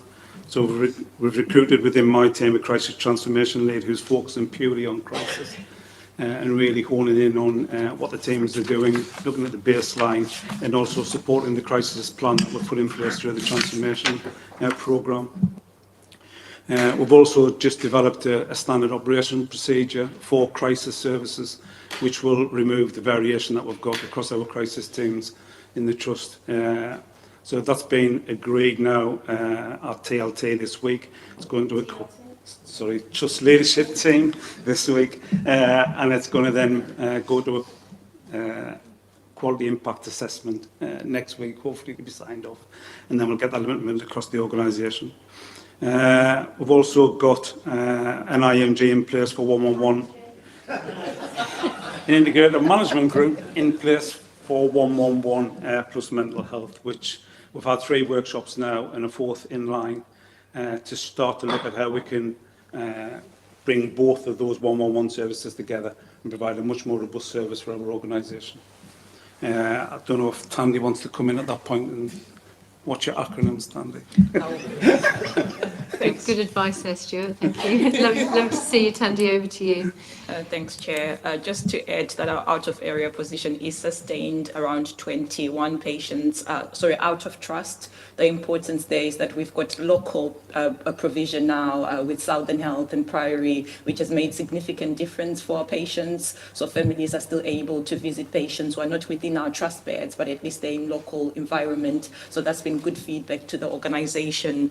With the numbers that are still over 20, we recognise there's outliers and we do need to support the Norfolk and Waveney system. And to that end, we're refocusing our I think I forgot the actual words for made events, but actually in essence it's working with system partners where we really do a deep dive to say what's really causing the delays. So we are hoping that our system, Norfolk system partner Dennis Edmonds, will start us off in April to really do check and challenge to see what's not working. But I think as a board we've got a responsibility to really do more system lobbying because we know where the issues are, and I think there's difficulties with housing in particular. We've known this for a while, so we do need to help the central locality in particular because that's where most of the pressure is with the big acute trust there as well. So it's just to point that out. Lots of good work being done by the teams, and it's good that we've sustained this position, but I think some of the challenges that we have are not within our control. There's system partnership working that we need to take forward in the next financial year. I would say that I'm really heartened to see that there's been major improvements. I know there's lots of work for us to do with our 111 and crisis pathway, and hopefully we'll produce that in the next board. But we've seen improvements with the pickup rates for 111 in particular, and we've seen improvements with the crisis model as well. When we did have our quality performance group meetings earlier this week, I think the localities are aware that there's much work to do. But I think what we heard is there's local leadership now in those crisis teams. We didn't have that a few months, so all of them have got operational leadership. So we are hoping to see month-on-month improvement in terms of the actions that need to be taken. The alert that Stuart didn't want to highlight, obviously, is the waiting time alert, and the waiting time alert is primarily being driven by our neurodiversity weights. We've talked about this as a board, and again, this is an area we really need to do some significant championing and the what next with the system, because we are seeing the weights growing. We are trying different initiatives, but those initiatives are not going to reduce those weights anytime soon. We've had a very positive discussion at executive meeting yesterday, but we do need to have maybe a focused board discussion because it is on our on our BAF as well and our risk register, and it's not something again that NSFT can kind of manage on its own. We are trying to minimize our risk with our clinical harm reviews, but the trend that's happening nationally and locally is saying that there's much more we need to do that's innovative, because that list is going to grow despite the initiatives that we put in place. I'll end on a positive, because I think this time last year we probably had half alerts on the operational performance, and it's good to see that we've only got 3 operational performance alerts, and most of our teams are really handling and holding their own on improving performance in other areas. But I'll pause there and take questions. Thank you. Yeah, Tandy, I just want to say you've been, kind of absolutely inspiring in actually driving so much of the change and improvement in those areas as well. And I just want to place on record my personal thanks to you on that. And I am going to come back to the weights that you've referred to as well. I'd like us to think about how we use our position as a mental health trust within a system to really kind of turbocharge that joint action that we need around that, please. Right, let me think about the order. I definitely saw Faisal next, and then I'm going to go Roger, MC and Kath. I was just going to provide a point of clarity. I didn't realise one of the biggest challenges was going to be remembering all the acronyms and what they stand for. But Tandy very helpfully referenced the MAID events, and I think they're really, really important, and they are multi-agency discharge events. And that's key because not everything that lies at the root cause of our flow issues is within our control. And the multi-agency working across the system is key for that, and getting those running better in a more sophisticated fashion across different partners is key. So I just wanted to say what they were. Thanks very much for that, Faisal. Okay, we're going to have 5 more minutes on this, then we're going to have a quick break, just to give you an idea on timing. That was a hint. Roger? Thank you, Chair. It's going to save time later because I was going to raise neurodiverse waiting list and yes. my chair's report from the Quality Committee. The Quality Committee is quite concerned about the amount of risk that may or not be being held within that large group of people, which amounts to 11,597. Who are waiting more than 18 weeks. So I guess the actual number is a bit higher than that. So we've got no good way of determining the amount of clinical risk we've got. The other thing, thinking about it in a cross-cutting way, in terms of performance, with the current run rate of assessments, it doesn't seem, at least to me, that we will be dealing with the waiting list in any time soon. But it is a thorny problem that does involve multiple partners. But I do wonder whether the Trust ought to be thinking about trajectories for improvement and resources required to achieve those improvements, or whether it can be done through improved productivity. But those are really not questions, they're comments. Roger, you're absolutely right to challenge. I think there are multifactorial reasons why we're in the position we're in. I'm going to ask Caroline to give, because it's so important, just to give us a quick update on the position, and then I'm going to make sure that, because I know that you are absolutely on this in terms of through the Quality Committee. This is a national issue, of course, but that's no excuse. We need to solve the issue for our folk that are waiting. But Caroline, can you? Yeah, so it's a risk, isn't it? It's a risk nationally, it's a risk for us. We spent quite a lot of time yesterday in our executive meeting with the lead from the locality in discussion around this. We have put in a proposal, the services, we're particularly focusing on children, young people, and the services we provide for children, young people, neurodevelopmentally are in Suffolk. We don't provide any in Norfolk. So we have put a proposal into SNE for 1.7 million. And indications are that won't be supported, it can't be supported in totality. Whether that's a won't or a can't. But we are waiting to hear through Stuart and Tandy and Richard Watson what will be supported. With the current capacity we have, we're something like 10 years trajectory.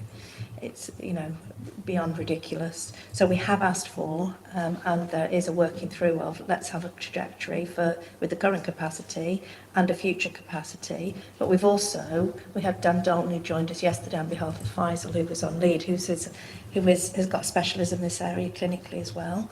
And his advice and guidance to us was, and I know that this is an issue nationally, we need to radically think differently around the whole model of how we're supporting people with neurodevelopmental delay, because the NHS isn't necessarily the solution.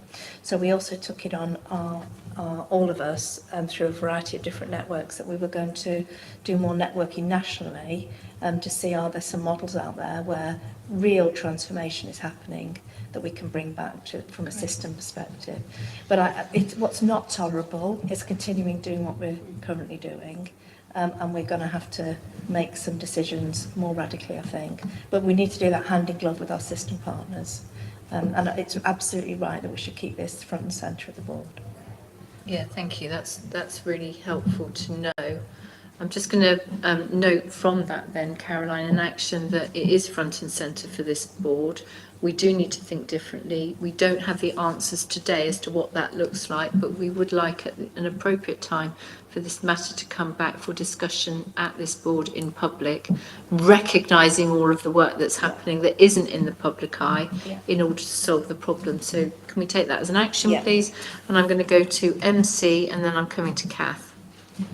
Thank you, Chair.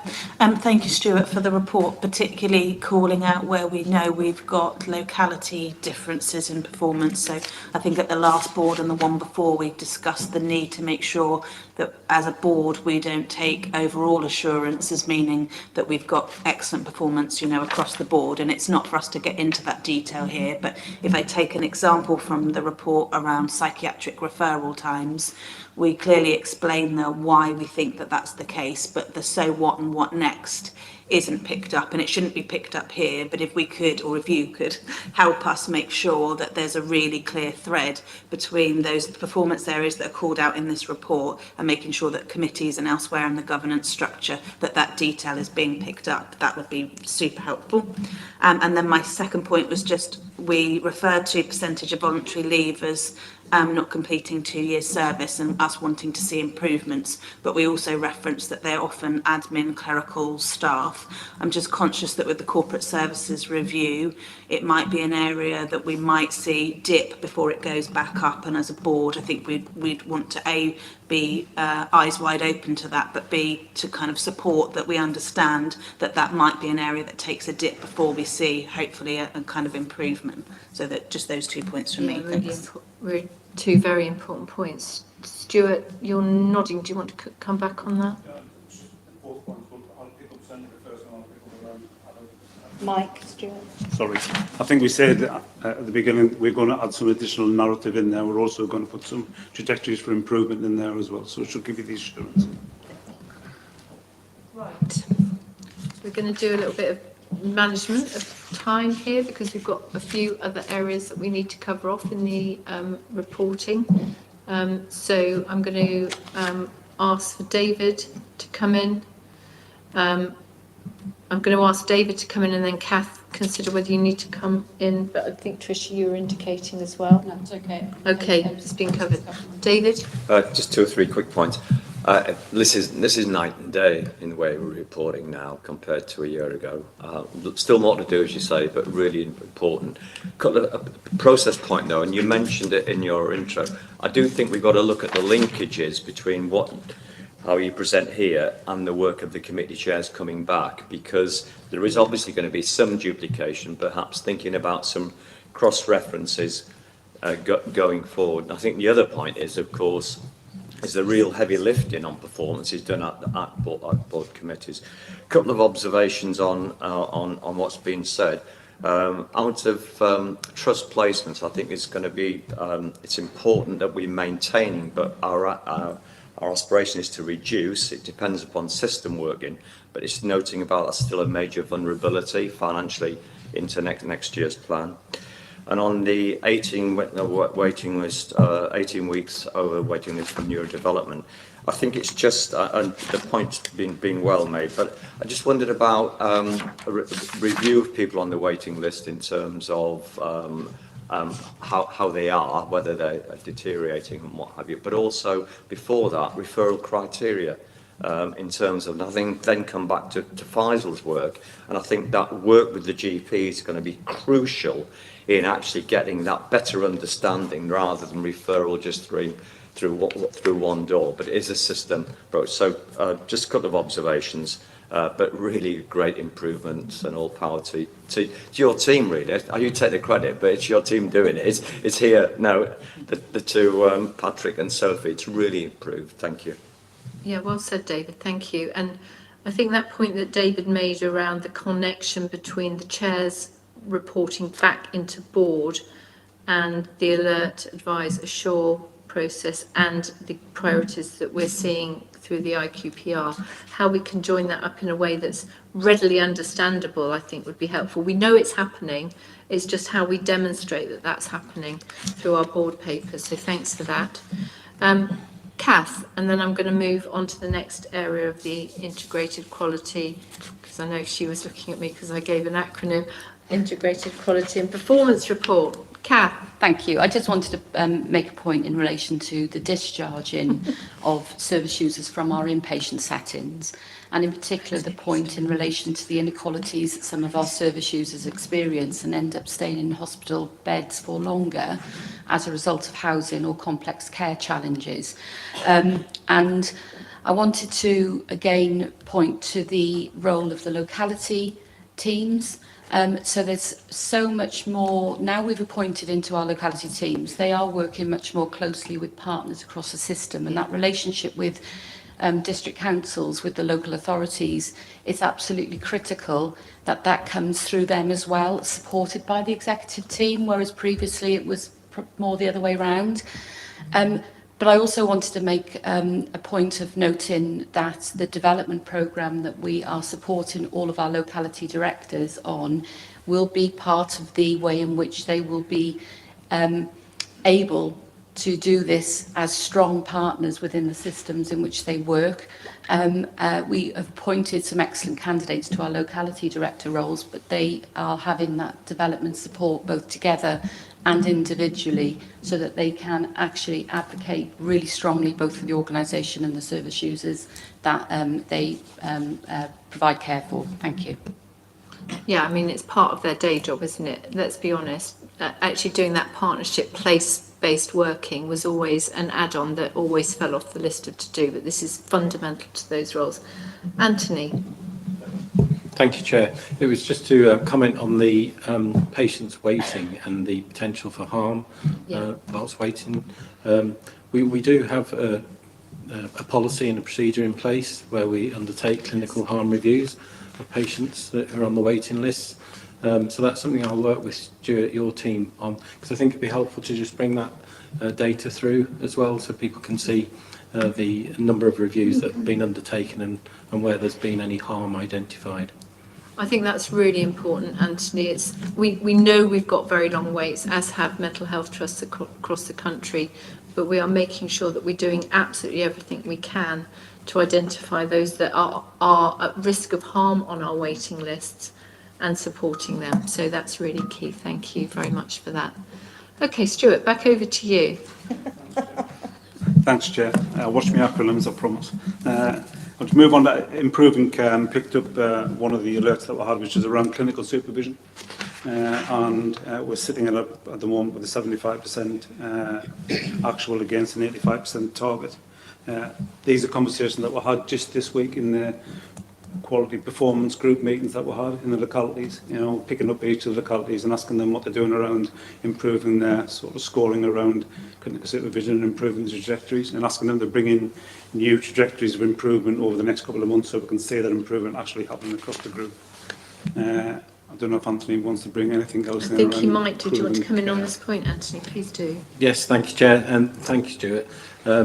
As you said, it's been discussed in the quality performance group meetings, but just in terms of trajectory, there's been good progress. We're not at our trust target on this for the moment, but if you look at the report period and the improvement over the 3 months, that's 10%. So if we manage to achieve another 10% improvement over the next quarter, we'll be pretty much at our target. And over the course of this past year, due to the traction that we've had on this, the work that we've been doing with professional leads, the infrastructure that's been put in place, it is an improving picture, but it's one that obviously we've got to keep traction on.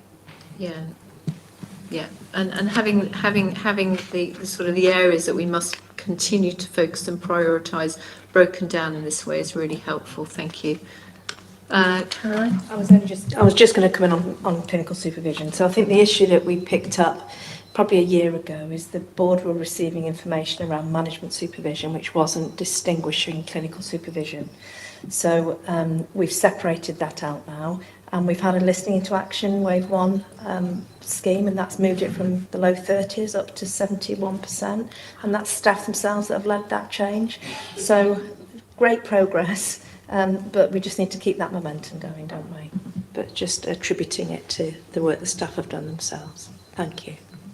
There's a broader point here, isn't there, that understanding where the issues are and knowing what we need to do and to make the change happen is very evidently coming through in these conversations, which is important for us as a unitary board.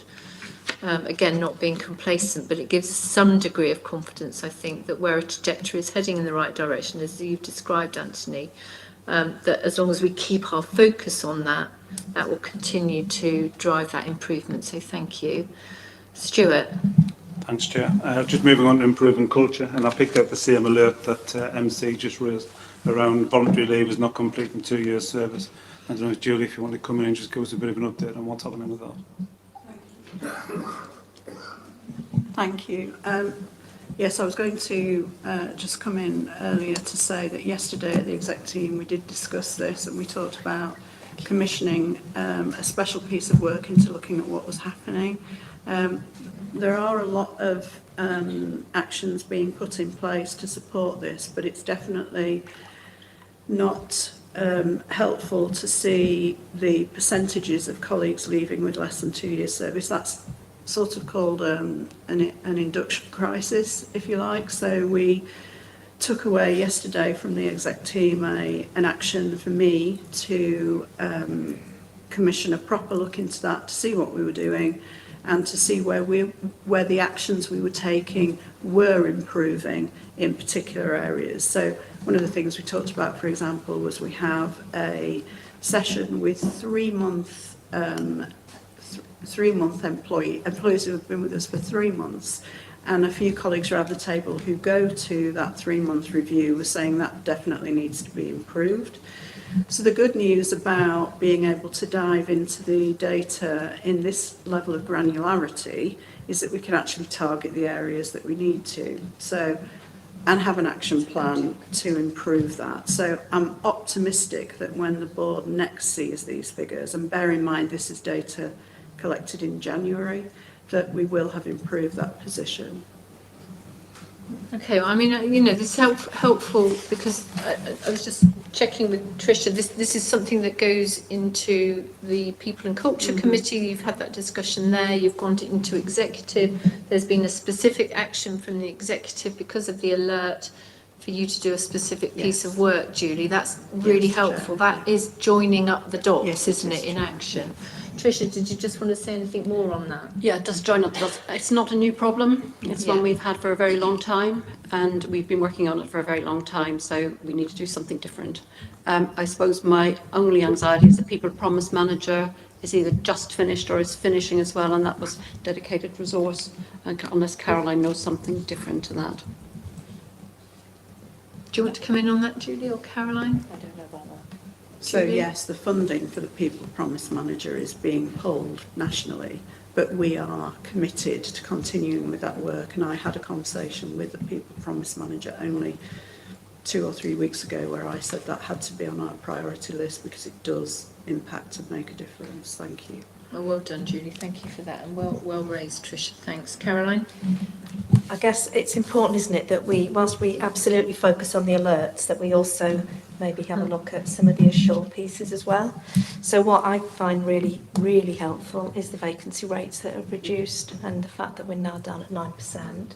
There are a lot of trusts that would really be very pleased with that. And we should, what we need to understand is how that's impacted on the people that are leaving in a short amount of time. But that's a significant improvement on 12%. And of course, we've got a lot more to do, but it's great to see that we're going in that direction. Thank you. Stuart? Yeah, and just moving on to improvement value, I'll just pass this one on to Jason. Jason's going to provide an update. Thank you. Yeah, so I'll just pick out the key points from the finance report. So year to date, the Trust has a 0.3 million deficit and is forecasting a break-even full-year position. That's in line with the trajectory that we had in our financial recovery plan that we put in place earlier in the year, and we are delivering against that financial recovery plan. We will deliver our 5% efficiency target, which equates to £17.4 million in year. However, we haven't achieved the recurrent level of efficiencies that we had planned originally, and that's been offset by non-recurrent items. This leads into our underlying deficit position, which remains at around about £15 million when you remove all of the non-recurrent mitigations in year. Other items to note, the capital remains 4.3 million forecast overspend for the full year. This is due to timing differences relating to the receipt of the VAT refund at the River Centre, which was previously notified to board. And this timing difference has been agreed with both NHS England and the ICBs, so it's factored into system plans and this isn't causing a problem. Final point is that cash remains healthy. However, it is behind the original plan that we set at the start of the year, predominantly due to those non-recurrent items that we've talked about within this board. And I'll open up to any questions. And just to be really clear and remind board colleagues on this, of course, that's a very brief summary from Jason, but we've had, I think, 2 extraordinary boards in the course of the last month and considerable discussion on making sure that we do everything we can to safeguard the position of the Mental Health Trust within our two systems. And I'd like to put on record all of my thanks to all of the work that Jason and colleagues have done, not only to present to us in very clear terms the kind of the decisions that we've needed to make, but the work that you've done across the system to put us in, I think, potentially the very best position we could have been when the situation was looking much, much more grim than it currently is now. So thank you very much indeed for that, Jason. Any questions on the money from Linz? Thank you. So I have two questions, one which is across the IQPR, hence why I waited to the end, and one on the finances as well. So we've talked a lot around the community crisis and 111 mental health option improvement work, and there is papers later on in the agenda about this as well. I just want to sense check how we as a board will get to see how embedded those improvements are. Although we will obviously get to see weights improved, the flow improved within the metrics that we see, I want to understand more how our service user experience and outcomes would be seen, whether that's here or within our actual committees themselves. This is something that we have talked about before at board, but just to ensure we've got clarity on how that will work. And then the second question is specifically within the finance, and actually goes back to MC's point about digital. One of the risks in here, a future risk, is our EPR or electronic patient record. Remember the acronym.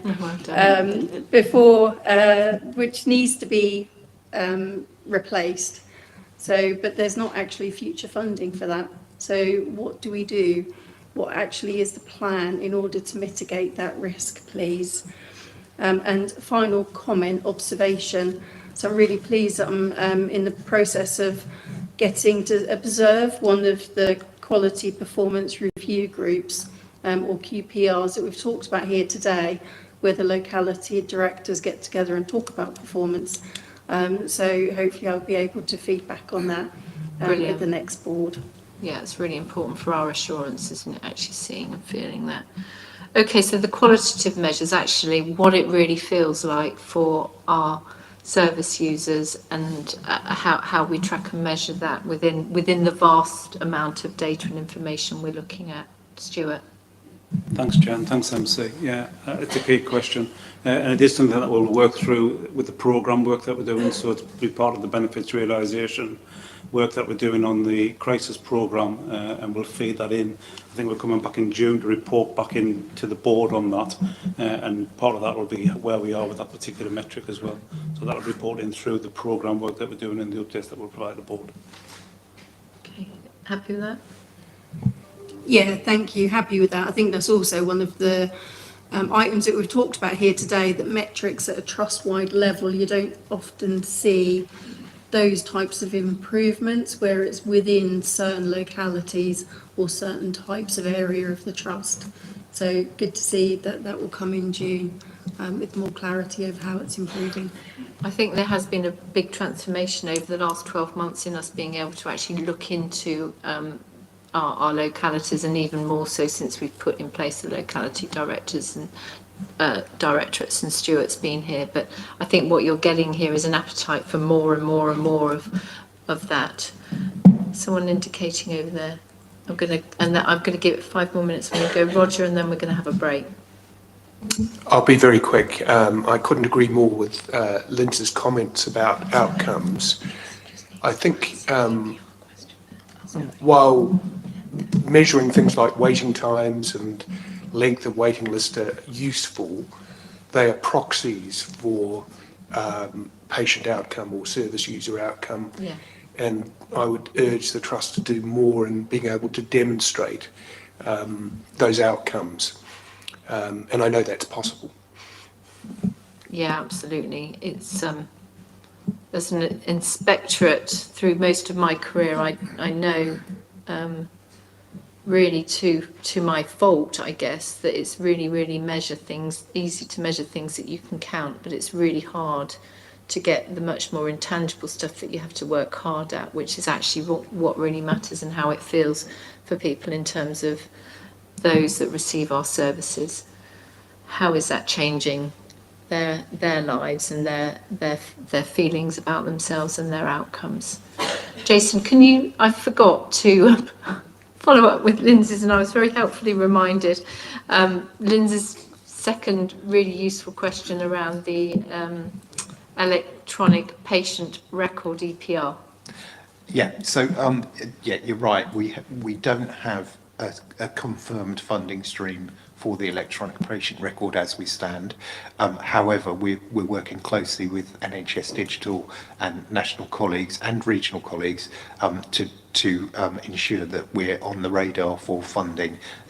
It's more a case that the funding hasn't been allocated as yet, rather than we're not recognised as needing that funding. So we do have a need, and to complete our full business case and get it through the approvals process, we will need to have that funding confirmed before we go through that process. However, we haven't had that absolute confirmation as yet, but we have been assured that we're on the list and it will come, but we haven't got that confirmation at the moment. Okay, well, that's key. We need to just have that repeatedly coming back to us. Thank you, Jason.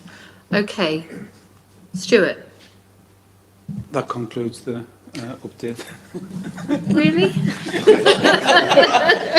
I'll tell you what, though, it's been really important. I let the conversation go. It wasn't poor chairing on my part, CQC, because what I'm really conscious of, and I've been going through my summary notes of what's to come, is 5 of the alerts that have been raised in the committee chairs' reports have been discussed as part of that agenda, which you would expect to see.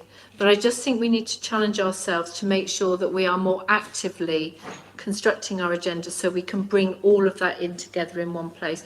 I don't know how we do it, because we've had the bath with the chairs committee reports before, and then we've split out the quality discussion. We're getting much better at it, and we had a good discussion there, which was looking at the kind of the challenges and priorities in the round. But can we challenge ourselves just to think about how we bring in the chairs reporting from committees at the same time? I think that would help. It means that we will not be worried about the time we have left for this meeting. We've got plenty of time to complete the agenda, which is great. And for that reason, I'm going to give everyone 5 minutes, a total of 5 minutes, to have a quick leg stretch and a cup of tea. This isn't our lunch break, okay? It's just to kind of shake yourselves out and have a chat.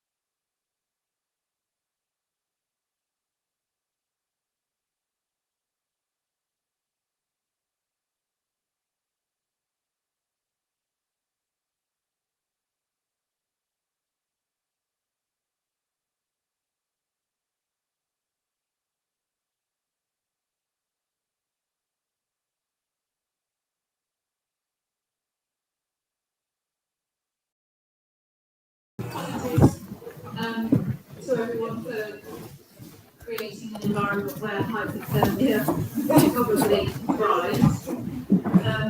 Apologies also to our CQC colleague for saying, right, come on, we've got to get back to the meeting. Sorry about that, Stuart, but thank you, colleagues, for coming back so rapidly. We'll push lunch back a little bit, but there is lunch available for everyone, both board and colleagues who are in the room. So we'll have that at around about 1 o'clock. We will bring the meeting in on time. And I would just like to put on record my thanks on the last item to Stuart for facilitating and conducting a really, really productive discussion on those areas where you've taken away a whole load of actions, and a further action for us is to come back with a very specific discussion at board in public around neurodevelopmental weights, while noting all the points around the data, the quality, the trajectories, and the ability to get at qualitative information as well as quantitative. Great. So with that in mind, we're going to move on to our annual plan. And this is our improving health section of the agenda. Caroline. Thank you very much, Chair. And I'm going to hand over to Tom in a moment, who has really ably supported us with the development of the plan. But I would just give headlines in that this is very, very different to where we were a year ago. We've now got a truly integrated overall annual plan that brings our workforce, our service and our financial planning together. Completely aligns with our new strategy, with our priorities, and our updated improvement plan. I'm sure Tom will talk some more about that, but I guess from the 12 large-scale change programmes, just to flag that the strengthening is around health inequalities. That's new for us. Obviously, we've appointed Kath into her Chief Patient Experience role that's also leading on health inequalities, and we will be developing a health inequality strategy.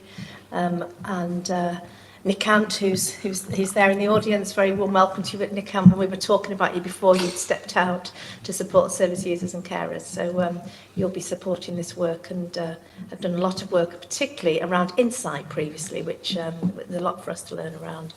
And also really broadening our focus in the digital programme beyond just the electronic patient record, one we've already started to talk about in terms of digital transformation. But I'll hand over to Tom to just give a little bit more of the detail. And thank you very much.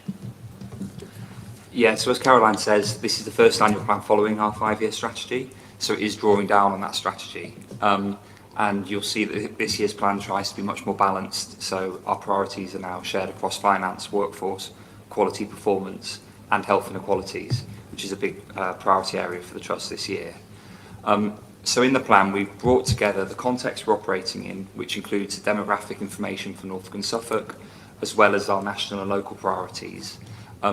And obviously there's further context in that there's a lot of turbulence going on nationally with NHS England, so it's as live to that as it can be. But we probably expect more change this year. We also present our performance in 24-25, both against national targets, but also our performance in delivering our 24-25 large-scale change programme and the progress we've made there. The plan then sets out our areas of focus for the Trust in 25-26, and these are set against our strategic priorities, so again aligned to the Trust strategy. And we include some detail on the large-scale change programmes. It's important to note, as Caroline alluded to, our large-scale change programme for 25-26 is an evolution of 24-25. A lot of those items we'd planned to be multi-year pieces of work, but the key and most significant changes are the formation of a health inequalities programme led by Kath, broadening of the digital programme, and also the corporate services review that's following the locality work this year. Then towards the back of the plans, you'll find the specific plans for performance, workforce and finance. As alluded to earlier, obviously lots of work on the financial plan, extraordinary board meetings to work that through. Lots of feedback from the region and nationally about for all trusts in developing that financial plan. So the constituent parts of the plan have all been developed through engagement with the board. So the board reviewed the scope of the large-scale change programme, as well as the quality, health inequalities, performance and workforce sections of the plan, as well as that extraordinary board meetings focused on the financial plan. We've also engaged with, on the strategic priority areas, with the Council of Governors for a workshop, and then with the Service User and Carer Council for a workshop, as well as a survey sent out to try and collect more thoughts. The feedback from those sessions has informed the development of the plan and priorities. In terms of reporting, I think we plan to set out, and it's set out in the plan itself, a cycle of reporting on a quarterly basis. So bringing a report to this board on a quarterly basis, as well as to the Service User and Carer Council, so we can really transparently track progress against the plan. I think the final key change for this year is that we're developing locality plans. So they're currently in development. They flow down the priorities from this annual plan in terms of workforce, finance and performance to be delivered at locality level. But they also highlight the locality context, local priorities, and how the localities are going to work with their partners at place. These locality plans are currently in development. They'll be brought to the next board meeting for sign-off, and over the next 2 months, localities will be engaging with their partners at place to test those plans too. Tom, brilliant. You know, without setting the tone for this discussion, I have to say I think this is an absolutely phenomenal piece of work to have all of this all in one place, all together and all joined up, and with further ambition to link into localities and to report clearly back into board is, you know, bravo to you is all I can say. But Caroline. Yeah, no, I would concur, as I've said, and Tom's very ably led this, and all the team have massively contributed, and it's great to have really integrated plan that aligns with all of our priorities and aligns with our 5-year strategy, and shows the maturity and the development of the locality plans. As we go into next year, we'd be wanting our locality planning to be in the final quarter of the year, so that's informing the annual plan. And we get that whole dynamic. Yeah. And it's great to be talking to localities about their enthusiasm for that and for engaging now. It really helps. And more work to do with partners around that, which is brilliant. Great. Tricia. Yeah, it's an excellent piece of work. I think anybody reading this can understand it. It's really understandable and clear. There's no sort of lingo in it that nobody can understand. But I just think we also just ought to pause and look at the one sheet, building on the successes of the last year. Because when you see that sheet sitting there, it's truly amazing what we have achieved, or what the team has achieved in the last 12 months. And just reading down it, it's phenomenal. Can you just tell me where we are, Tricia? Right at the big 154. 154. So it's the, oh, it's yes. the review of last year. Yeah, thank you very much indeed. Yeah, that's 154 of 368 in the pack. I think it's easy to miss that when you're looking forward. So sometimes you need a pause to just remember what we've done. Yeah, no, that is very, very important. And the idea of tracking into the future against the kind of quite ambitious targets that we're setting ourselves as well was the one thing that I pulled out. But colleagues, David. Just a quick one, just to echo what you've said, this is a brilliant document. I mean, you can get lost in very long documents, but this is very readable, and it really does pull together an integrated approach, which is the key thing about the Trust's future success. It's the integrated approach. The slight sort of warning I want to raise though is the financial plan. I mean, all of this is predicated upon having the finances to do the work. And I think, looking back, we've done really well this year, but in terms of getting the most efficiencies that we've had, I think it's 2%. I think that's a record for this Trust.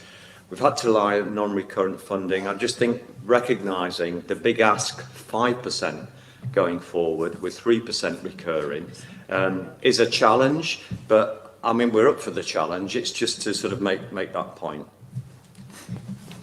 Yeah, I think I know what Caroline's going to say on this as well. Go on, Caroline. I'm just going to clarify. So the year we've delivered 5%, but 2% was recurring. Our ambition, we've still got 5% to deliver in 25-26, but we're building up to 3%, although we're going to push internally for more of that. And we're really, really focusing on if it's not recurring, it's not really an efficiency, because the danger then of impacting on quality is much higher. It needs to be around transformation. And just to emphasise or build on that, we have to strike the right balance. We have to use taxpayers' money well. But on the other hand, where there is a legacy of underfunding, which is what we've inherited in NSFT, we also have to challenge that as well without making any excuses. That's not an excuse for our poor performance in the past, but we have to be really realistic and transparent with our public about what's really needed to drive inspirational, ambitious, high-performing mental health services in the future. Caroline, then I just think that is a Jason. really important point, and just reporting in the last week has nationally is also flagging a direction of reduced mental health funding overall in the NHS, which is something that we need to keep really close to. But also part of our negotiations for this year is making more transparent with our system partners around their investment in mental health and how they're benchmarking with other integrated care boards, and us being at the lower quartile with both integrated care boards. So something that obviously we'll continue to raise, and with new architecture coming up, it's really important that we're articulate with that. But Jason, I'm sure, might want to say some more. Thank you. Go ahead, Jason. Yeah, just picking up off the back of that, and I think the deficit funding that we received this year was on the basis of highlighting that inequity in terms of the funding that's been received by the organisation. Jason, can you just explain deficit funding? It's some additional money that came our way. Yeah, isn't so it's non-recurrent funding that's received from the commissioners. It was part of the growth money that the commissioner had received as part of the wider allocations. So it's non-recurrent.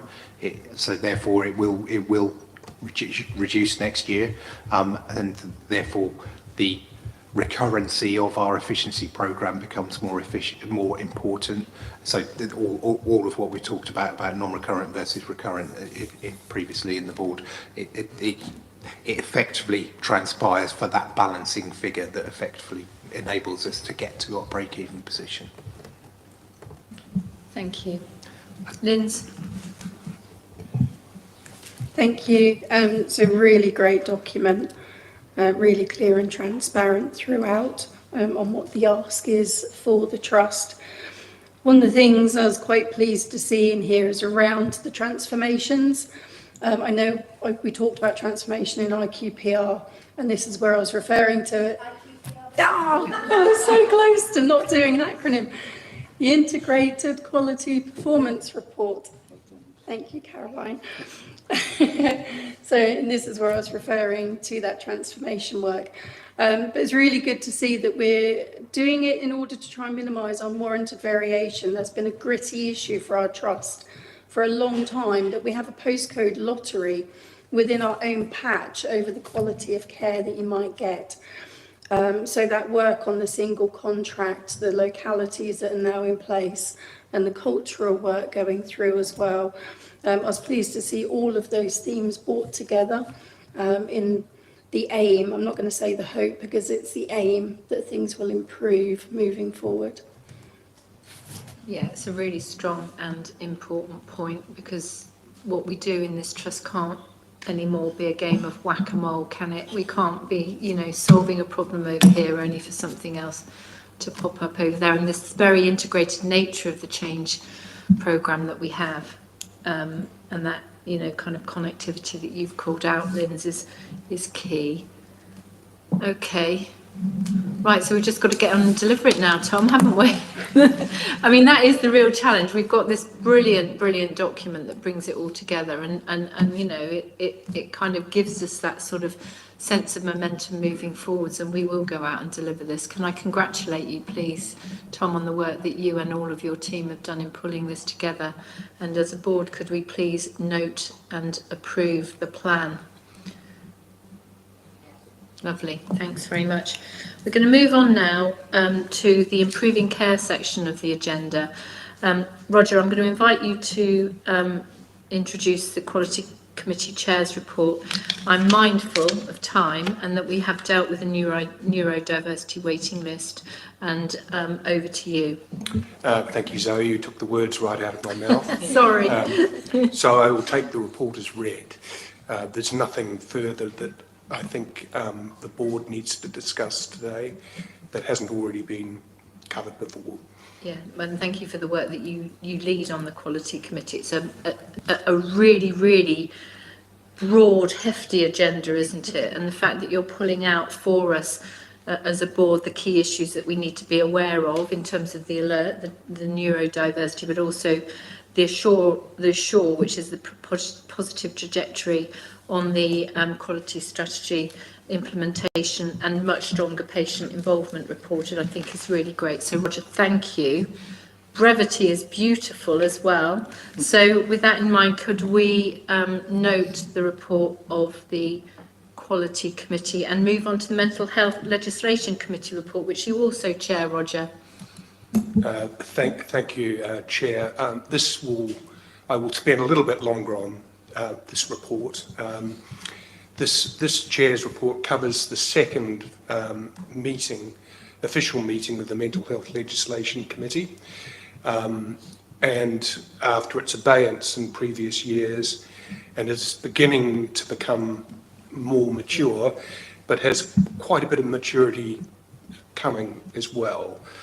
The thing that I'd like the board to note, or from my impression, is that we're not yet in a position to be able to alert, advise or assure in our committee. And I think that that's something that we need to rapidly move towards, so that we can, and that accounts for why we've got no alert areas to report.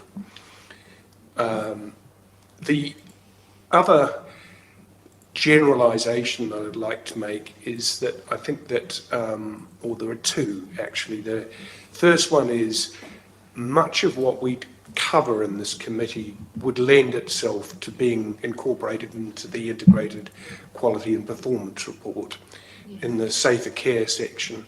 It wouldn't necessarily be multiple metrics, but there are some particularly perennial problems that we've been less certain about, and that's the application of patient and service user rights, where we're yet to be assured that that's in an ideal position. So that is something that we need to think about.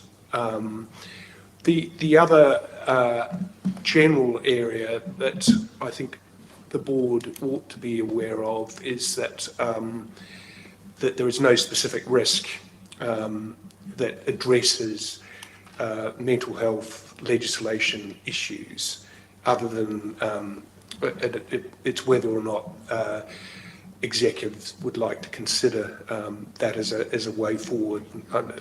Not for me to suggest how it's done, but as a proposal.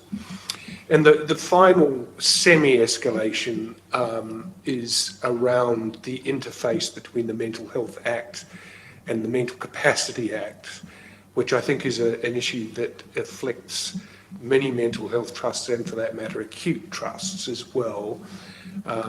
And there does seem, what has been drawn out of our last meeting was the potential for some degree of confusion about when each act is most appropriately applied, and the use of the Mental Capacity Act is necessarily more complex, and is therefore raises the risk for there to be, I think it's unlawful detention, which is something that we want to avoid wherever possible.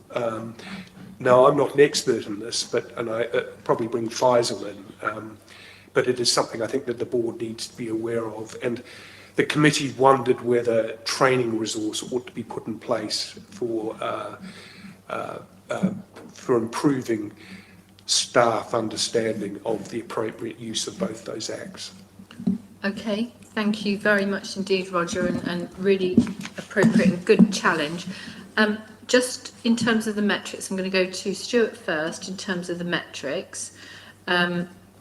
Whether or not we can come up with a plan for ensuring that the metrics that might be applicable for Mental Health Legislation Committee to be included within the IQPR. Is that something that the Integrated Quality and Performance Report, is that something that you could take on board, Stuart? Yes, Chad. We'll have a look at that and come up with a proposal and then take it back to the committee for review. Okay, there you go. Good. That's helpful. And this is the second iteration of this committee and is clearly developing. Faisal, very briefly, please, can we make sure that we're clear on the distinction between the two pieces of legislation? Absolutely, yes. So first of all, we are in the second version of this meeting over the last few months.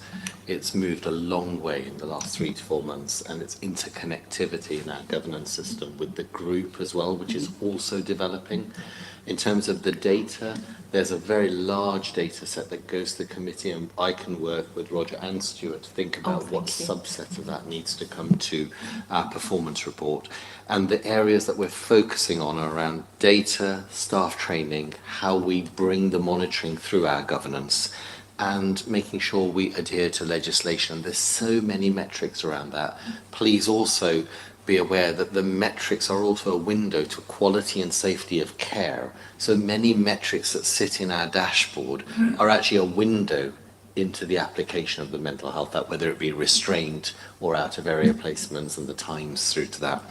And finally, just to say that we're also looking at making some of the sort of data management better over the next few months. So I'm very happy to answer any other questions. And the point raised about legality of detention and mental capacity and mental health act, just to be clear that I think it's really positive that we're bringing in the scope of this committee all things mental health legislation, not just the Mental Health Act, but also the Mental Capacity Act and how they interconnect. And thank you very much for explaining that as well, because it is important that we understand there's a wealth of data. I think the question that Roger's raising is how do we have sight on that through the kind of the board papers and the board data as well. And thank you very much indeed for taking that away. But really useful. I'm not seeing any other questions. So Roger, thank you very much indeed for your report. Could we please note that report? Thank you. And could we move now on to Anthony and the Safer Staffing report? Thank you, Chair. Again, the report is there, and I'll take the report as read, but I'd just like to highlight some particular points from it. The board know that over the course of this past year, we've been developing a much stronger focus on safe staffing across the organisation. And the numbers that we bring through are obviously numbers that we need to report to the National Quality Board on a monthly basis. And those numbers describe our actual position against our established position, our funded ward position. So the working hypothesis through the figures is that if the numbers drop below 90% or if they exceed 150% of your establishment, then it signals some variation there, and you would want to check what is happening in those services. So broadly, we remain within those parameters in terms of our safe staffing numbers, and the charts certainly show that we remain, largely above 90% for our qualified nursing and likewise for care support workers. That said, we haven't objectively tested our figures, and in the third quarter of last year, we completed the use of the Mental Health Optimal Staffing Tool, MHOST as it gets referred to, which is a nationally validated tool to help assess acuity on our inpatient wards. And it recommends obviously to do that across 3 separate data points, which is what we did. And we presented that to our quality committee earlier this year and previously to board the outcome of those MHOST figures. Now they indicated that our funded establishments weren't that far off what MHOST was recommending from the audits that we carried out. And that probably feels a bit counterintuitive to some of the messages that you often hear from staff about the staffing pressures and the need for more staff on our wards. So it's needed further investigation, all of this, and we've needed to think about safe staffing in the context of what does that mean for our inpatient wards, and are we purely relying on a nursing complement to provide safe staffing? Our patients, expect to have therapeutic care and treatment whilst they're on the wards, and that comes through a multidisciplinary team approach. So we've taken the MHOST data and we set up a task and finish group with our allied health professionals, our psychologists, our medical colleagues, and also now our social work colleagues, to look at how can we provide a multidisciplinary team establishment for our wards across 7-day working, looking at 24/7, looking at where from the kind of pinch points that we have, do we need to have more kind of therapeutic activity on the ward to help reduce some of the incidents, to alleviating those by being more therapeutic in terms of what we provide on the wards.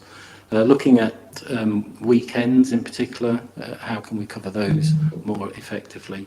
So that piece of work is that's in progress now, and I will want to bring back the outputs from that task and finish group, which I think will give a much better kind of picture of what that multidisciplinary team needs to look like for particularly our acute wards. But we'll also apply that same principle to our older adults and our other wards as we progress through it. So I think just in terms of the numbers that we report to the National Quality Board, there's no significant variation there. The MHOST work is progressing, but there is a but. The numbers, following a recent night visit that I undertook with one of the locality nurse directors, through just conversations with the staff on night duty, I was asking about their qualifications, how long they'd worked for the trust, etc. How they had transitioned into the trust, what was it like as an experience, and discovered through those conversations that they were actually registered nurse adults, RNNs as it's referred to. So the ward at that time didn't have a registered nurse mental health on duty, and as a specialist mental health trust where we've got patients detained under the Mental Health Act, we need to have a nurse of the prescribed class on duty at all times. So we immediately remedied that on the night with the night associate nurse director. But then I followed that up and asked if it was an isolated incident or was it more common. And we discovered that there were other situations where there had only been a registered general nurse, not a mental health nurse, on duty. So again, we remedied that by the locality directors of nursing making sure that from that point onwards, all of our shifts had the nurse of the prescribed class on duty. And we're now doing a kind of a retrospective investigation of how many shifts were only covered by a general nurse. We're looking at the incident data, we're looking at the use of Mental Health Act over the sort of course of those shifts that were covered by a registered general nurse. We'll bring the findings from that through to a committee and board. But obviously it's impacted on staff as well, because these members of staff genuinely were employed by the trust, and they have provided, good work for the trust, and we certainly will want to make sure that they're part of the skill mix in our wards and across our services. So we're supporting the staff at this time with the situation that we're in, but we're also looking at where we can help to develop those staff and where it might be possible for those staff to undertake conversion courses. We're having conversations with local universities about that. But we certainly want to support all of the staff that have been affected by this, whilst at the same time making sure that our wards are maintained at a safe staffing level with the right skills present on the ward. So it's an issue. It's been in the trust for a couple of years that this situation has existed, and it's another one of those areas that we've identified now. We've got plans in place. We're working through it. We've made sure that from the point it was discovered onwards that we've got the right staff on duty. So they're the main points that I'd like to highlight. This is, an important area for us, and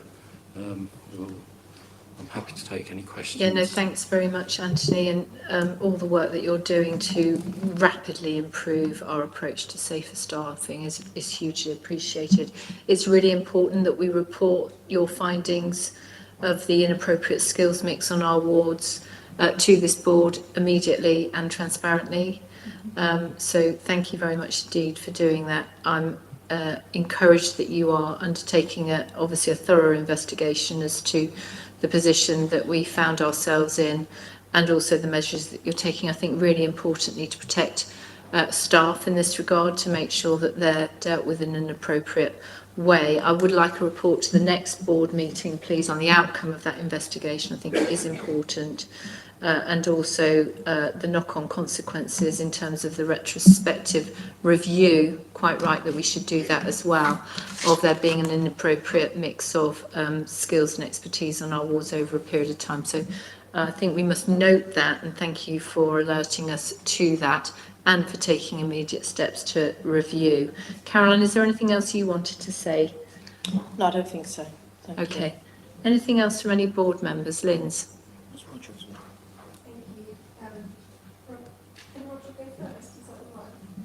Yes.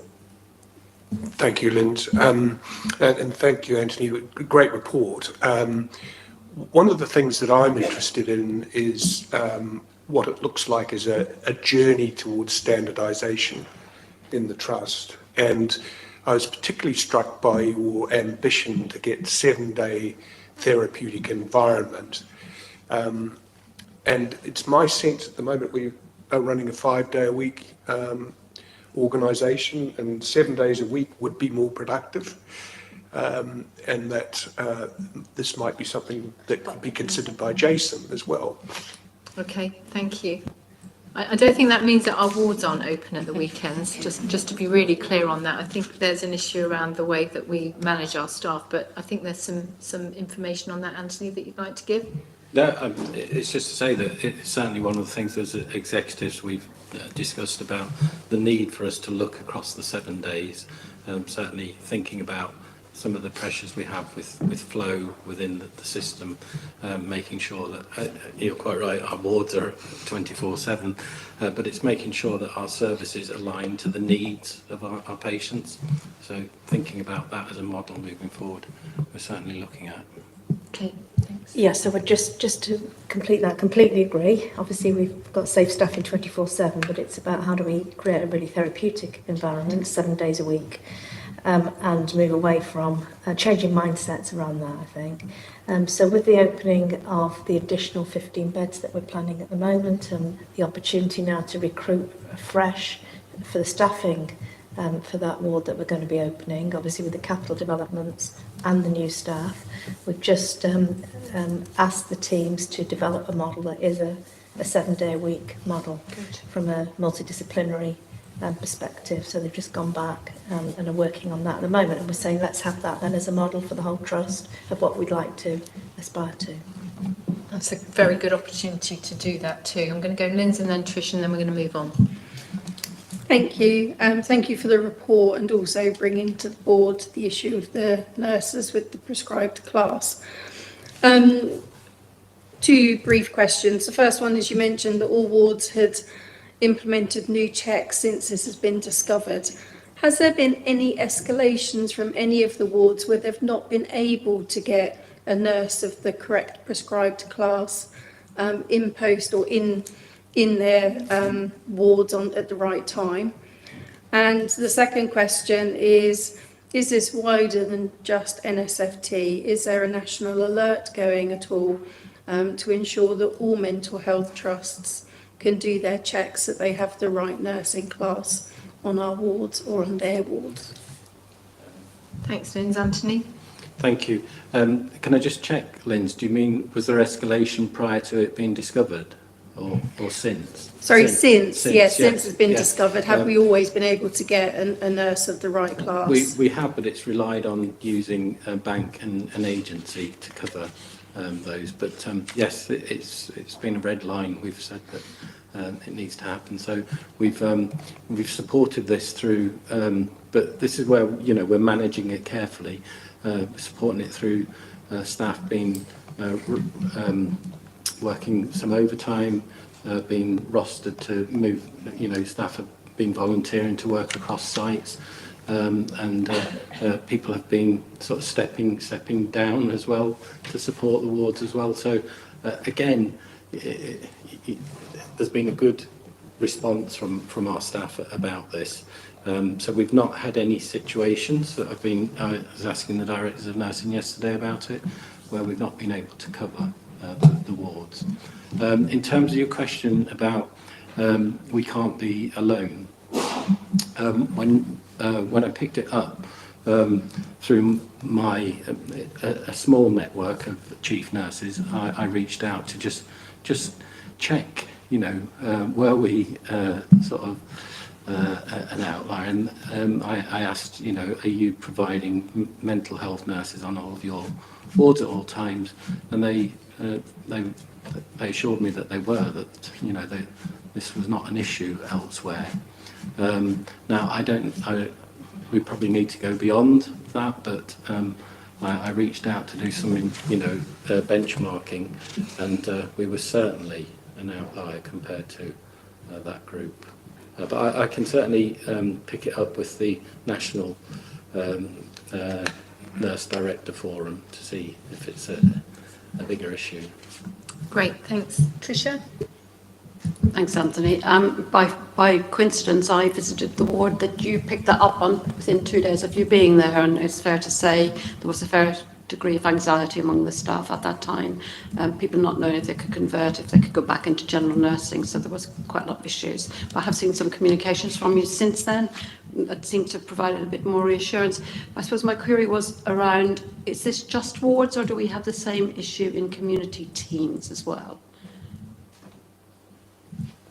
That's part of the investigation that we're doing. Tricia, we do know in one of our community teams, it's the crisis assessment team for children.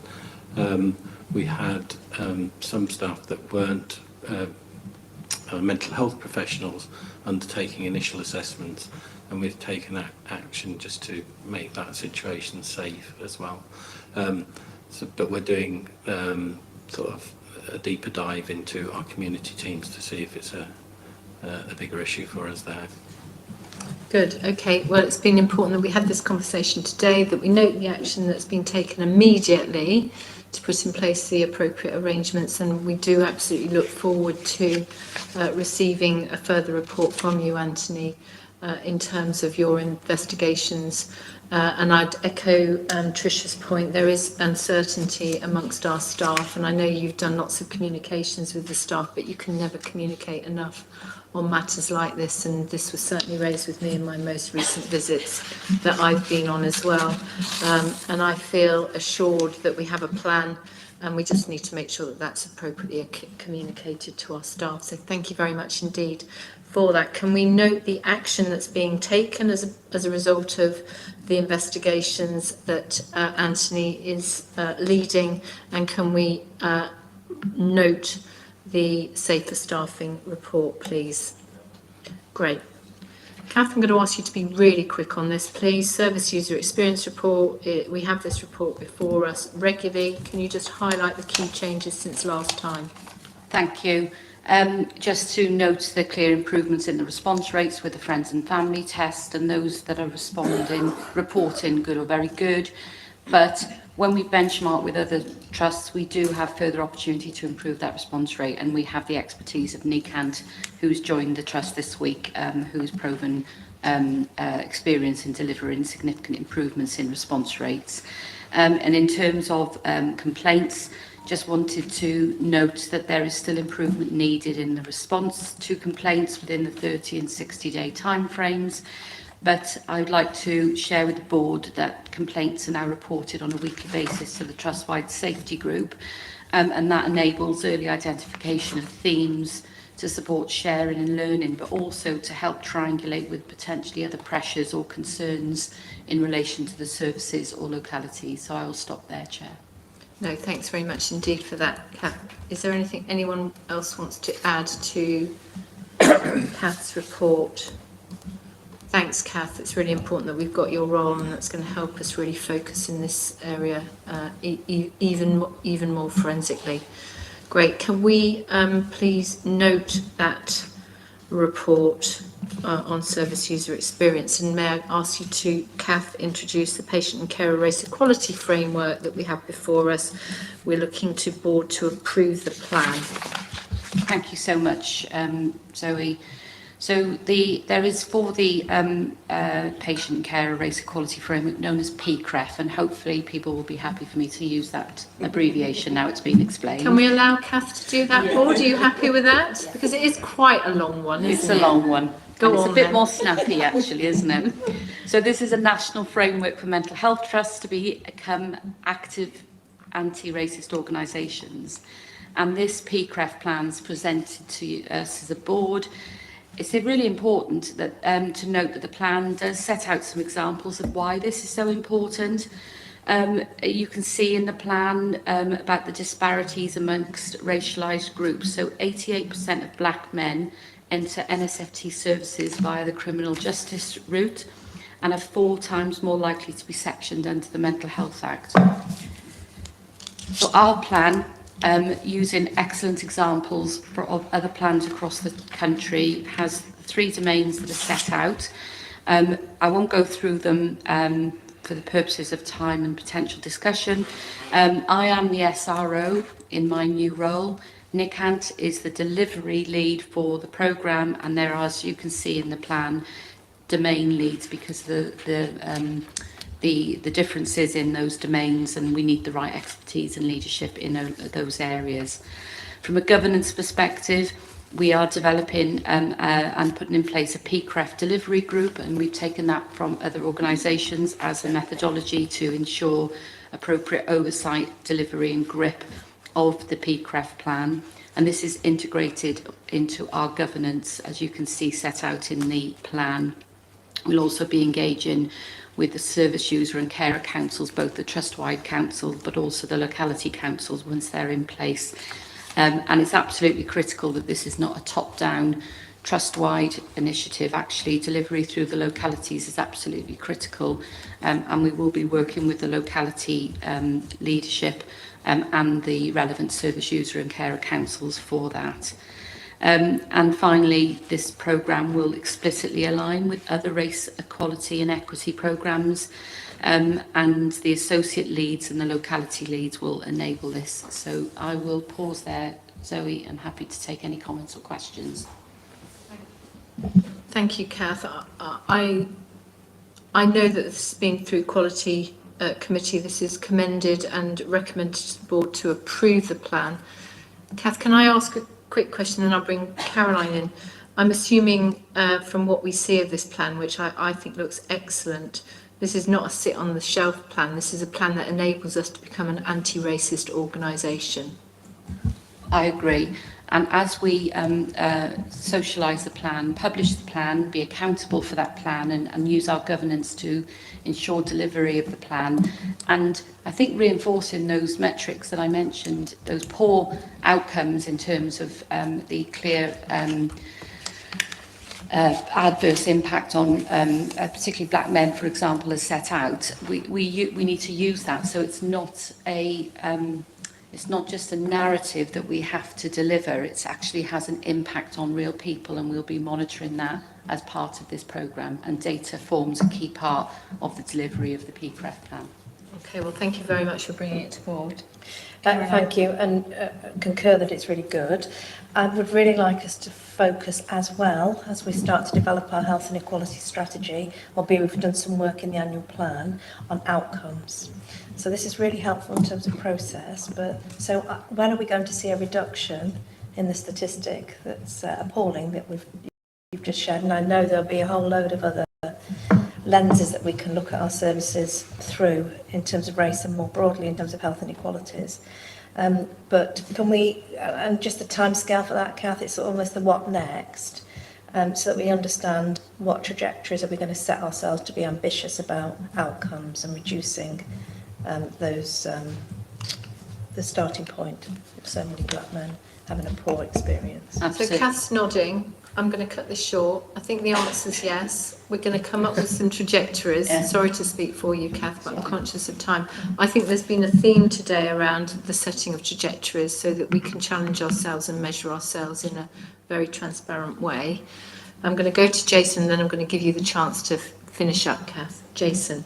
Just a really quick point about linking this into the race equality work we're doing for staff as well, because obviously our staff are also the population we serve through our services. So we're linking, as sponsor of the Reach Network, I'm linking in with Kath to ensure we do that.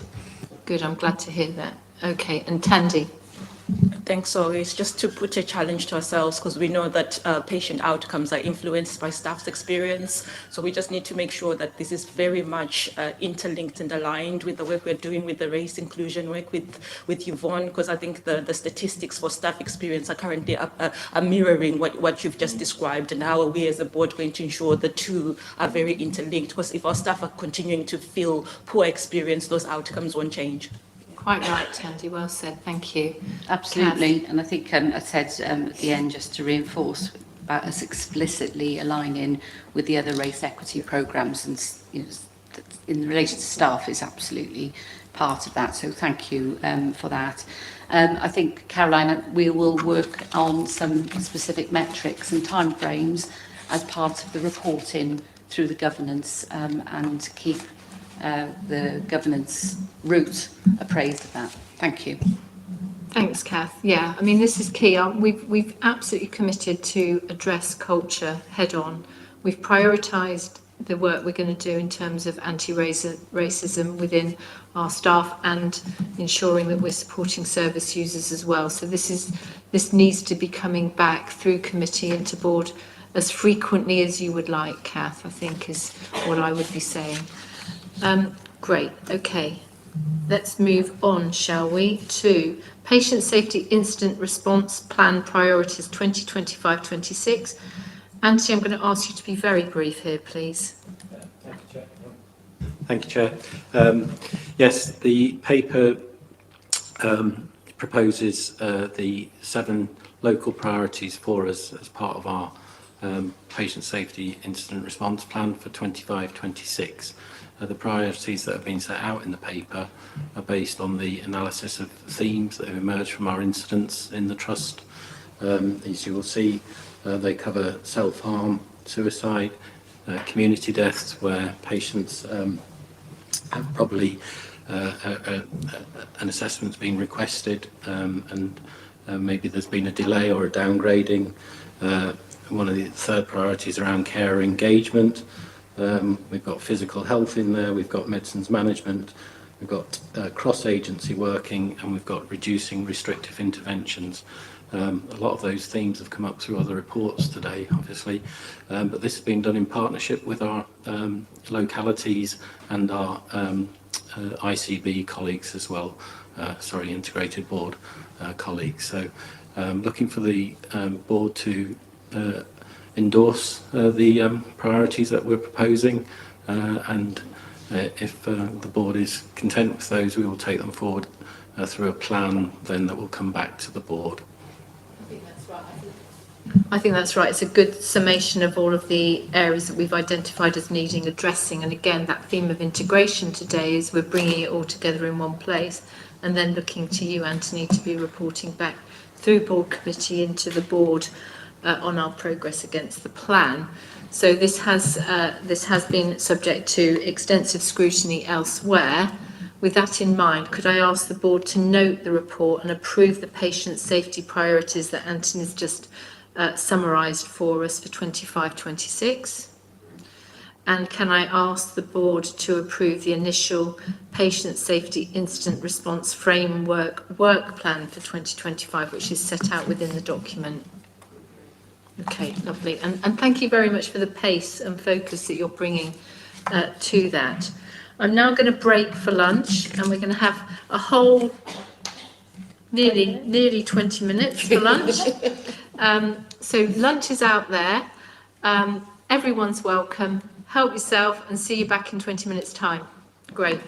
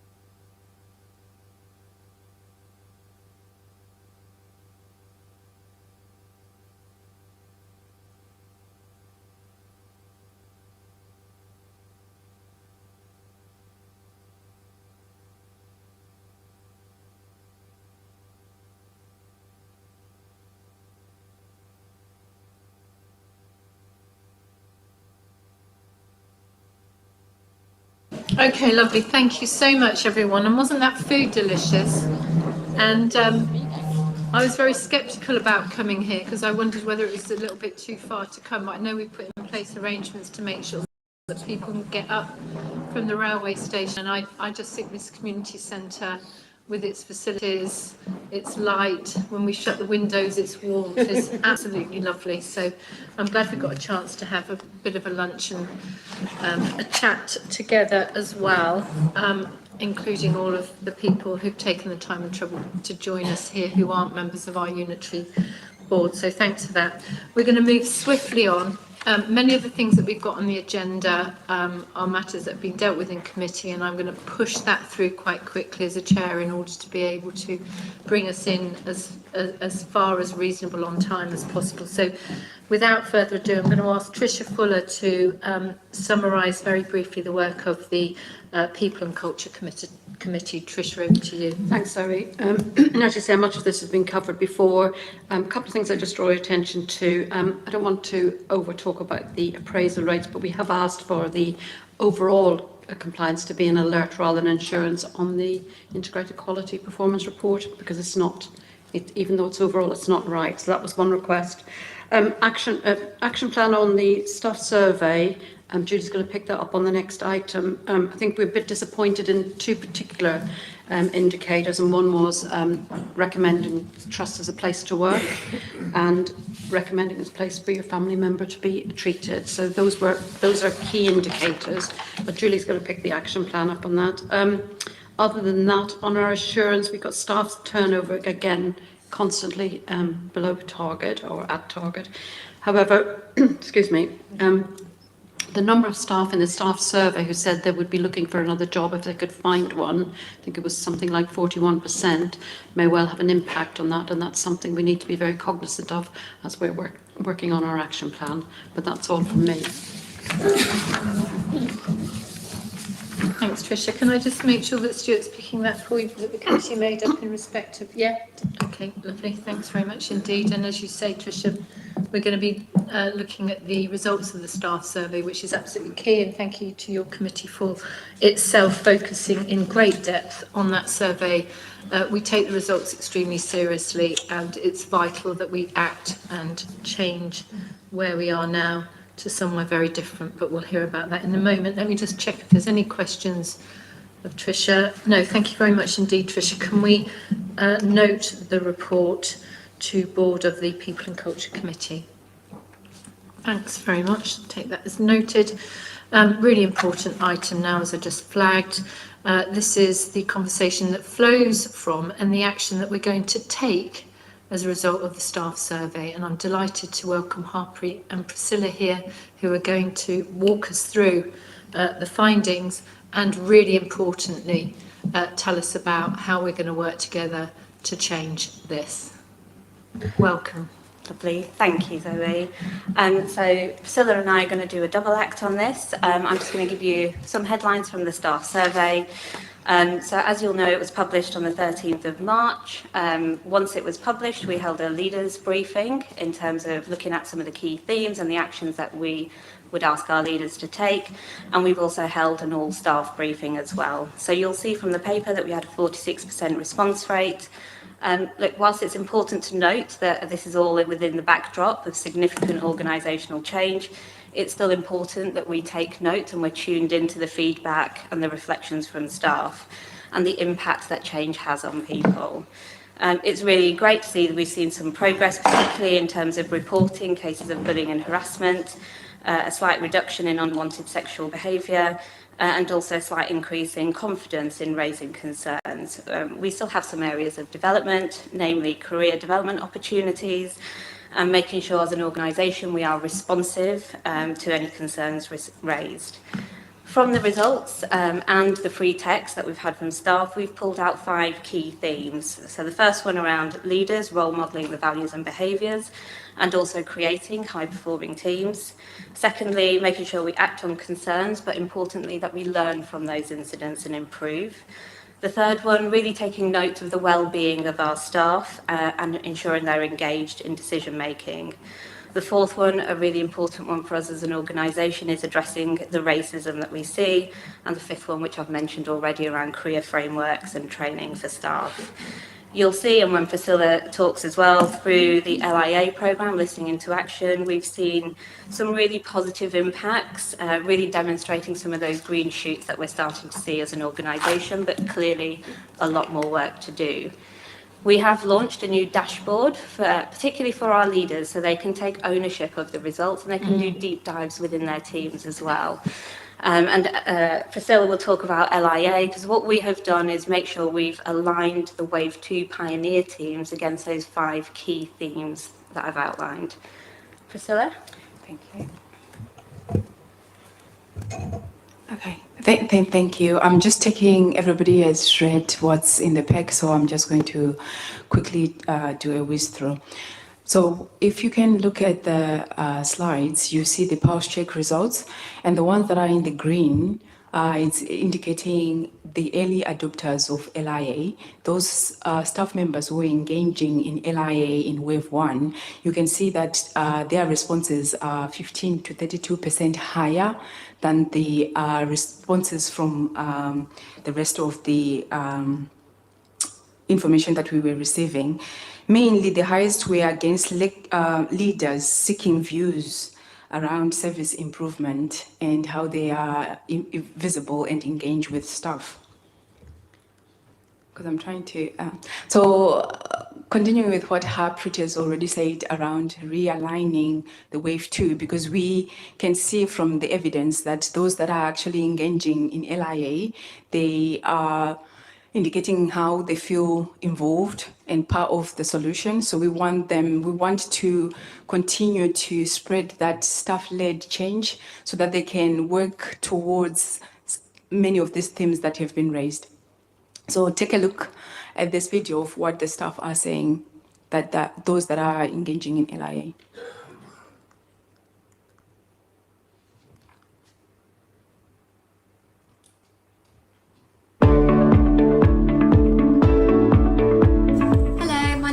Hogarth. I'm the Project Support Manager for Specialist Services. I'm the pioneer lead for the admin team, and our mission statement is to provide insight and focus on the admin specialism and share clear development opportunities. LIA has enabled our pioneer team to tackle this head on, break down the boundaries and dispel the myth around developmental opportunities for admin. This project has provided opportunities for all our colleagues across the Trust to raise various concerns. For example, not having access to a screen or equipment to complete everyday tasks, and because of LIA, I've been able to liaise directly with the right people and teams.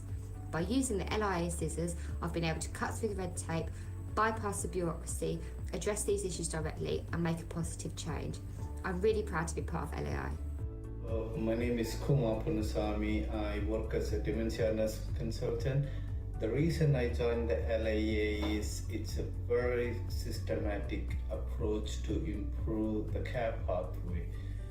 The thing I like about the LIA process is it's kind of engaging staff members who are involved. The actual ideas came from the staff members. Having involved in Wave 1 LIA, we were able to make some impact and then the change which team has been wanting to do. Now we are hoping to continue on Wave 2 with what we have learned from LIA Wave 1. Hi, I'm Vicky Malcolm, Principal AHP for Suffolk. What I love about Listening into Action is the way that it takes staff's ideas about what can be improved and then gets the whole organisation behind making those ideas happen. It's been very inspiring to me to see all the changes that resulted from the first wave, and I can't wait to get involved in Wave 2. My name's John and I am a case manager for the Early Intervention Service.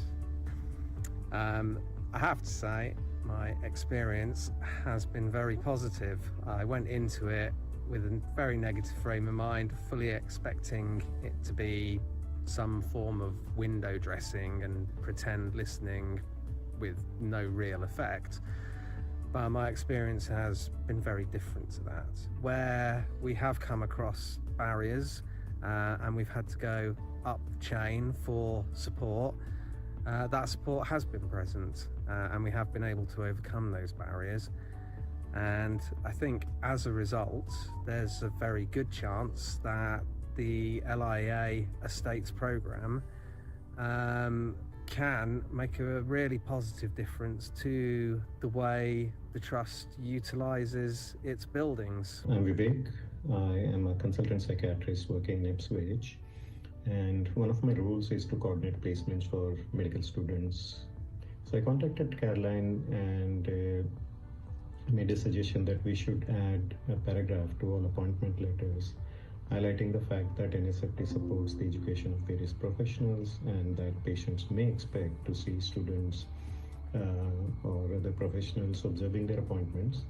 Caroline then put me in touch with the LIA team, which really helped with the implementation of the idea. And now the paragraph about students appears in all appointment letters.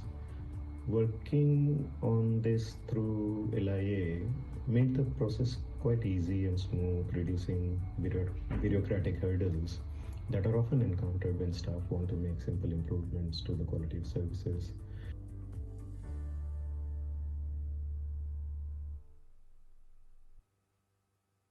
Thank you. Thank you. Thanks.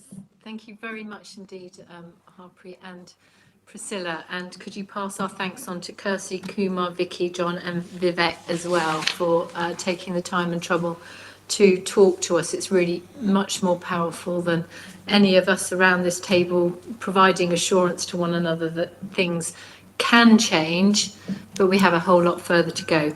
So I'm really delighted that you two are leading our work on this, I have to say, and I don't want to embarrass you, but you know the strengths and skills that both of you bring to NSFT is, well, it can't be measured, it is immeasurable, and that of and in itself provides me with a degree of assurance that these things will be done. But I was really pleased that both of you talked about the need for us to act rather than simply recognise and note. So action is the name of the day, and that's what we need to take from this unitary board to support and drive. And I'm going to ask my board colleagues to comment on that. You have 110% of our support in this, by the way, and anything we can do to help you challenge us back and make sure that we do as well. Tricia. Yeah, I would just reinforce that. I mean, two superb people, two superb leaders. Could I just check in, just take us back to the staff survey again? We're not waiting until next year's staff survey to find out what the temperature is. Can I just check that we will have regular surveys, pulse surveys, so we know if we're making any improvement? Yes, absolutely. So we have a quarterly staff survey, a pulse check. So we have some national set questions that we would ask anyway, but we are realigning our local based questions as well to make sure we're focused on the key things that staff say need to change. Thank you. Great. I'd also like to bring Julie in at any point that you feel appropriate. Julie, you might want to come in the end, or if you want to come in now, please do, whatever feels most comfortable for you. Thank you, Chair. I mean, I'm happy for colleagues to comment or ask questions, and then perhaps if I could just sum up. Yes, please. That would be lovely. Thanks, Julie. David? Oh, this is brilliant. This is fundamental to the organisation. This is the way that we should be really driving change. This is bottom-up change. You've inverted the triangle. The staff are leading this, and the role of the execs, the senior managers, is to enable that kind of embedded across the organisation. This will over time raise volumes in terms of staff engagement, staff satisfaction, because actually staff are owning the solutions. And I absolutely love the LIA scissors. Brilliant. So really all power to your own. It's absolutely great. And I didn't even pull you up on your acronym, David, because I think we can forgive ourselves for listening into action, can't we? I'm not pulling you out. I think we can. There are some that, like UFO, you don't have to spell that out every time, do you? Or BBC, or many others. Who else would like to come in? Caroline. Yeah, I guess just to say how absolutely essential and fundamental this is to the change in our culture. The staff survey results whilst we didn't anticipate a significant increase, they are really disappointing. Our staff, even though we've got early adopters showing good hope, and we also know that very many staff are going through a change management process. That is still only part of the context. So we've got a long way to go for staff, particularly on our front line, and particularly in our clinical services, but across all of our services, really believing themselves that things can change and they can have a real investment in that change. I'm really, like Zoe, I have loads of confidence in the leadership that we've got. Really delighted that we're going to drive the improvements through listening into action. And we've got a small number of programmes. I think that's really, really important. And key is obviously the leadership around this table, but also in our localities and corporate services, so that together we're determined that in 6 months' time we're going to see a change. Thank you. 100%. We put the problem, and it is a problem, our staff survey results, firmly on the table, in the room, in every conversation that we have. Julie. Thank you, Chair, and thanks to Priscilla and Harpreet. And one of the important things, I think, as the organisation moves forward, strengthens, develops, is to make sure that we've got continuity of leadership, and the connection between Priscilla and Harpreet and Jeremy in terms of maintaining the continuity for the staff survey going forward will be really important. So thank you very much for that. Trisha's right. I think that we would do worse than concentrate on the 2 critical engagement scores in the survey, which are recommending the organisation as a place to work and recommending the organisation to friends or relatives in need of treatment. From those engagement scores, all of the things will flow, I think.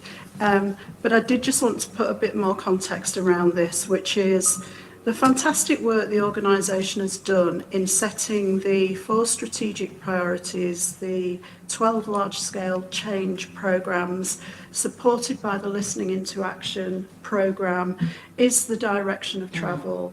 And the next focus for us is going to be on these, the talk values. So as we move forward the development of the staff survey and action plan, and my mantra, I think, is every day is staff survey day, so make sure that we're always ready. It's not a surprise every year, and we know that if we're doing this, and that's team, accountability, listening and improving, learning and improving, and being kind, we won't go far wrong.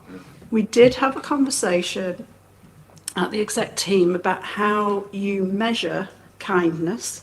So what does that look like? How will we know?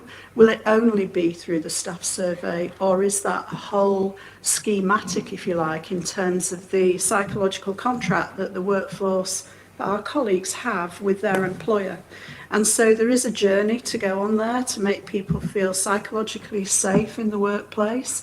And that goes to the whole raft of employment arrangements, the contract, the policies, what they see, what they experience on a day-to-day basis. So completely rightly, this comes from the bottom up, but it needs that fantastic framework that the Trust now has to kind of fit in all the bits and say, don't deviate from that, because that just gets confusing. Once those messages and these values are really out there, and we've now got this fantastic instrument of the locality teams becoming more, becoming stronger and more empowered, it's going to work.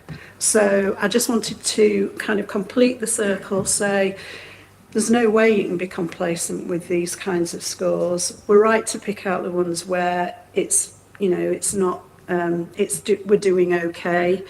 But we, you know, the ambition for this trust and wanting to be right at the top there in terms of performance and staff feeling about working here is unparalleled, actually, to anywhere I've seen before. So, you know, that's my kind of parting shot. Crack on.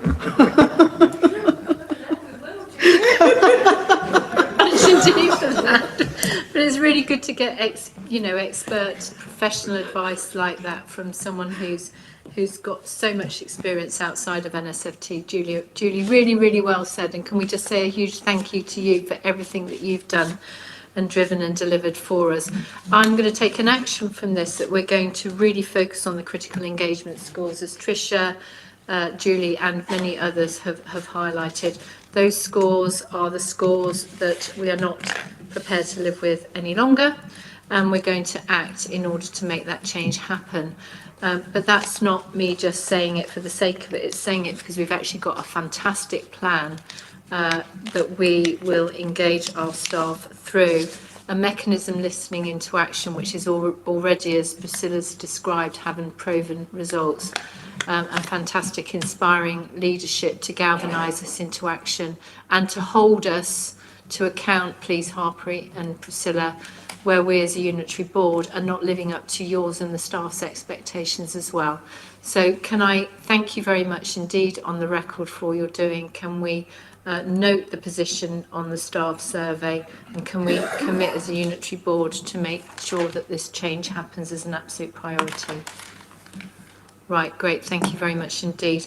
I'm going to skip quickly, Holly, I'm going to take your report as read. You're very welcome again to the board as our Freedom to Speak Up guardian. Could you introduce your report, and could you highlight the key issues for us to note, please? Yeah, absolutely. Thank you very much. So yeah, pleased to be here to talk through the report, which I'll take as read. The main kind of bit I wanted to highlight was around the transition, where we're at with that at the moment. So now we're into April. The contract with the independent Guardian Service has finished, and I want to kind of initially thank the Guardian Service for not just Kim and Dean, the work over the last 2 years increasing staff confidence in speaking out, but particularly over that transition period and working to reduce any disruption for any staff utilising the service in that time. So I'm sure I speak for many others that we're very grateful for that input, very much so. So in terms of where we're at with the transition, the new process has been approved by the People and Culture Committee, which contains the details of how those concerns will be managed, and the concerns are coming through under that new process. The aim of that new process is really to increase the ownership of the concerns and to see action from those concerns, which I think aligns with the themes that were elicited from the staff survey and the questions around speaking out. So future reports will kind of contain details around what they will be capturing and how we'll be learning from those, and also how that will look within the localities, and how to increase the ownership of those actions. So yeah, I'm happy to take any questions, but just that was what I wanted to highlight to everyone's attention. Yeah, and thank you, Holly, for all you've done to make sure that that transition's been seamless as well, and thank you too for coming to our board to brief us in detail and depth on those things that you've just highlighted and summarised there. It's really important that we have that insight. Linz. Thank you, and thank you, Holly, for your report and the way that you've been handling that transition from an external to an internal Freedom to Speak Up guardian. Also really pleased that the volumes of cases being raised hasn't gone down because of it as well, which was one of the key concerns that we'd had as part of that transition. So my question is, I wondered if any cases that you're seeing coming through are being reopened, or are people re-raising anything because action hasn't happened? So now you've been here for a short amount of time, are you seeing any of those come through? I think in terms of the cases we're seeing at the moment, it's too early to tell.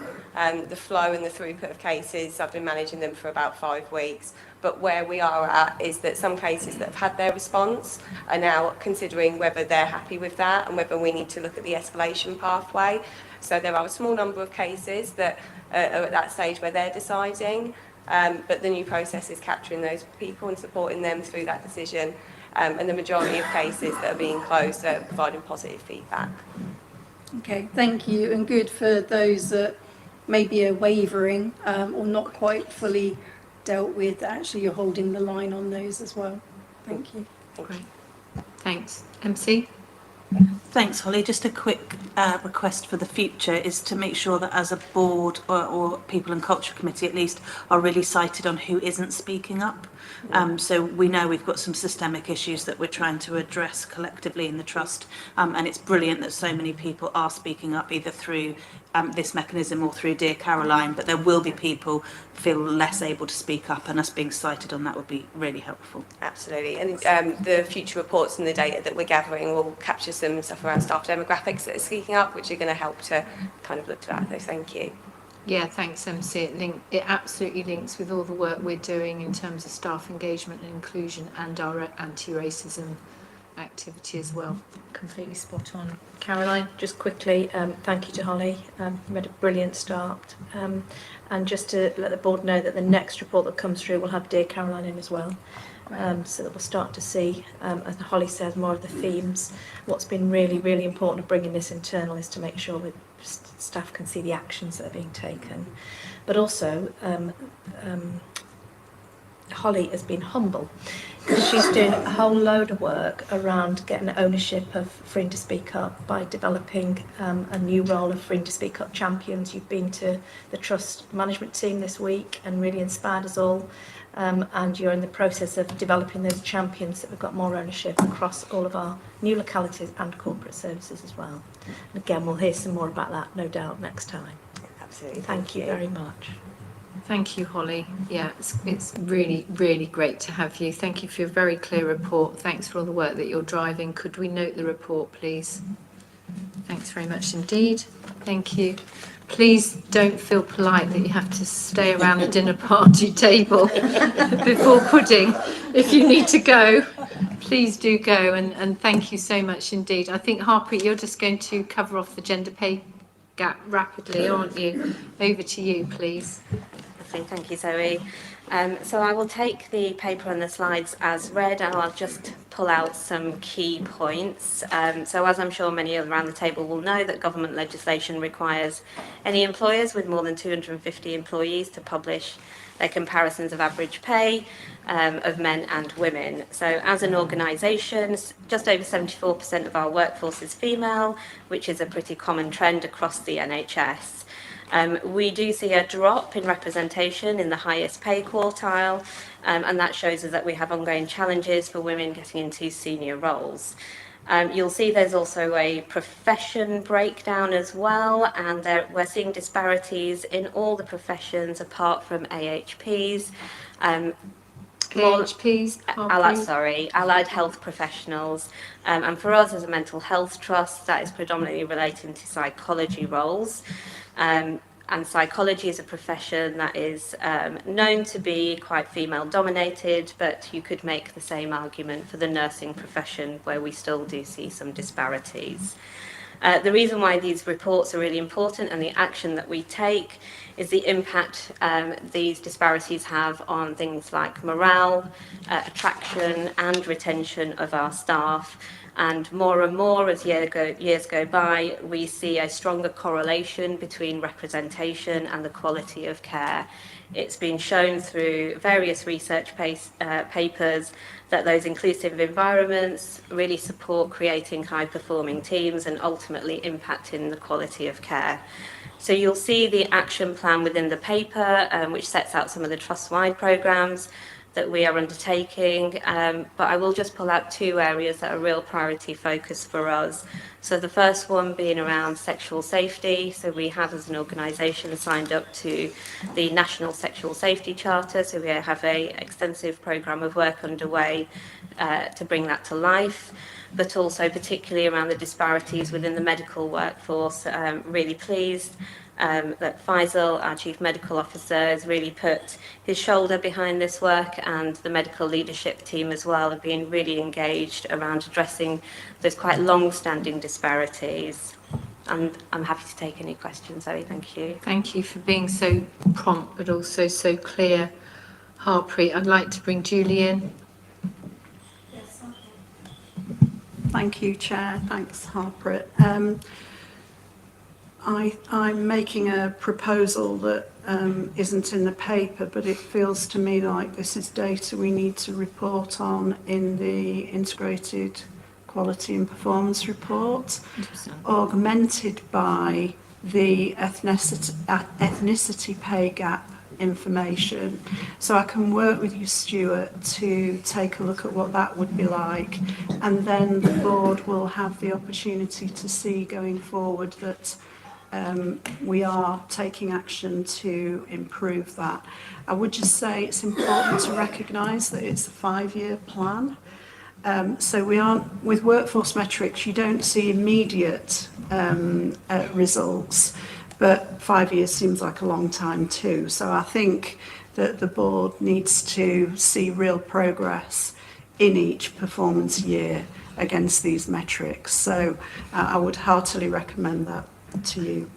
Thanks, and that was a great proposal. I just want to check on that. I saw lots of nods around the table with that proposal, Julie, so I'm going to approve that as an action from this discussion that we will routinely report through the Integrated Quality and Performance Report, gender and ethnicity gaps, please.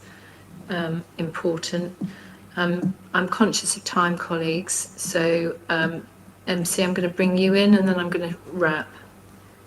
Mine's very quick. I just wondered if in the future we could also see what the pay gap might look like for transgender and non-binary staff, please. Okay, thank you. Any other colleagues want to come in? No? Okay. Could we therefore thank everyone who's doing work on this, note the plan to reduce and close and eliminate the gap. We note the actions to sustainably address the gender pay gap at NSFT and the oversight of delivery and impact. Thank you very much indeed, Harpreet.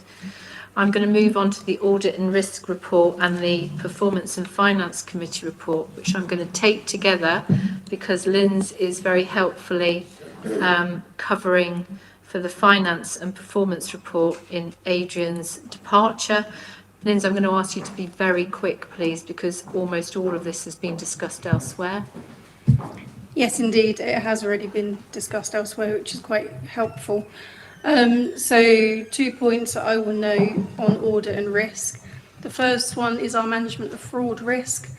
So where we're taking fraud risk within our disciplinary areas, we're seeing in Audit and Risk Committee that we're not always aligned to zero tolerance.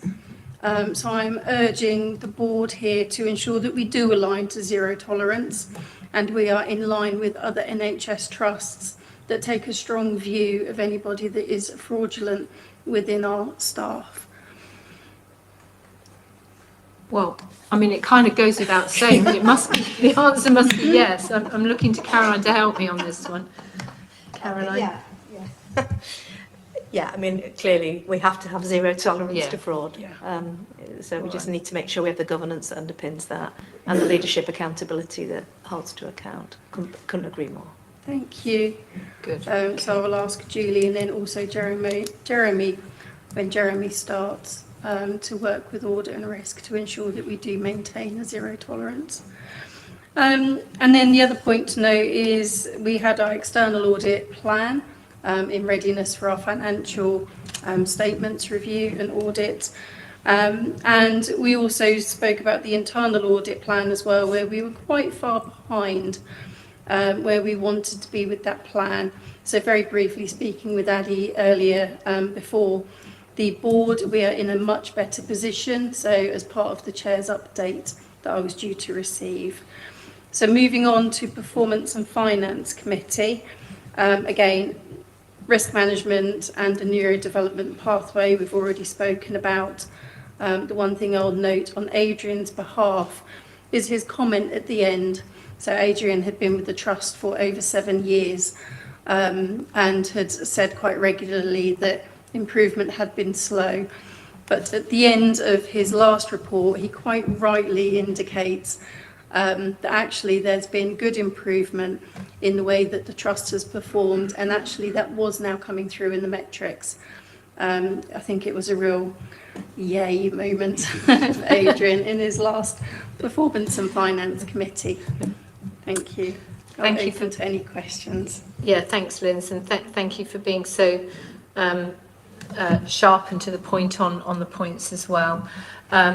Yes, I think Adrian is to be very significantly lauded as well, and commended and noted for all the work that he's done to drive our improvement in performance. The integrated quality and performance report is something that he's certainly been shepherding together with Tandy forwards for at least 2.5 years now. And we had nothing like this at all when you first started, Tandy, and when Adrian took up the mantle as well. So thank you for reporting that, Linz.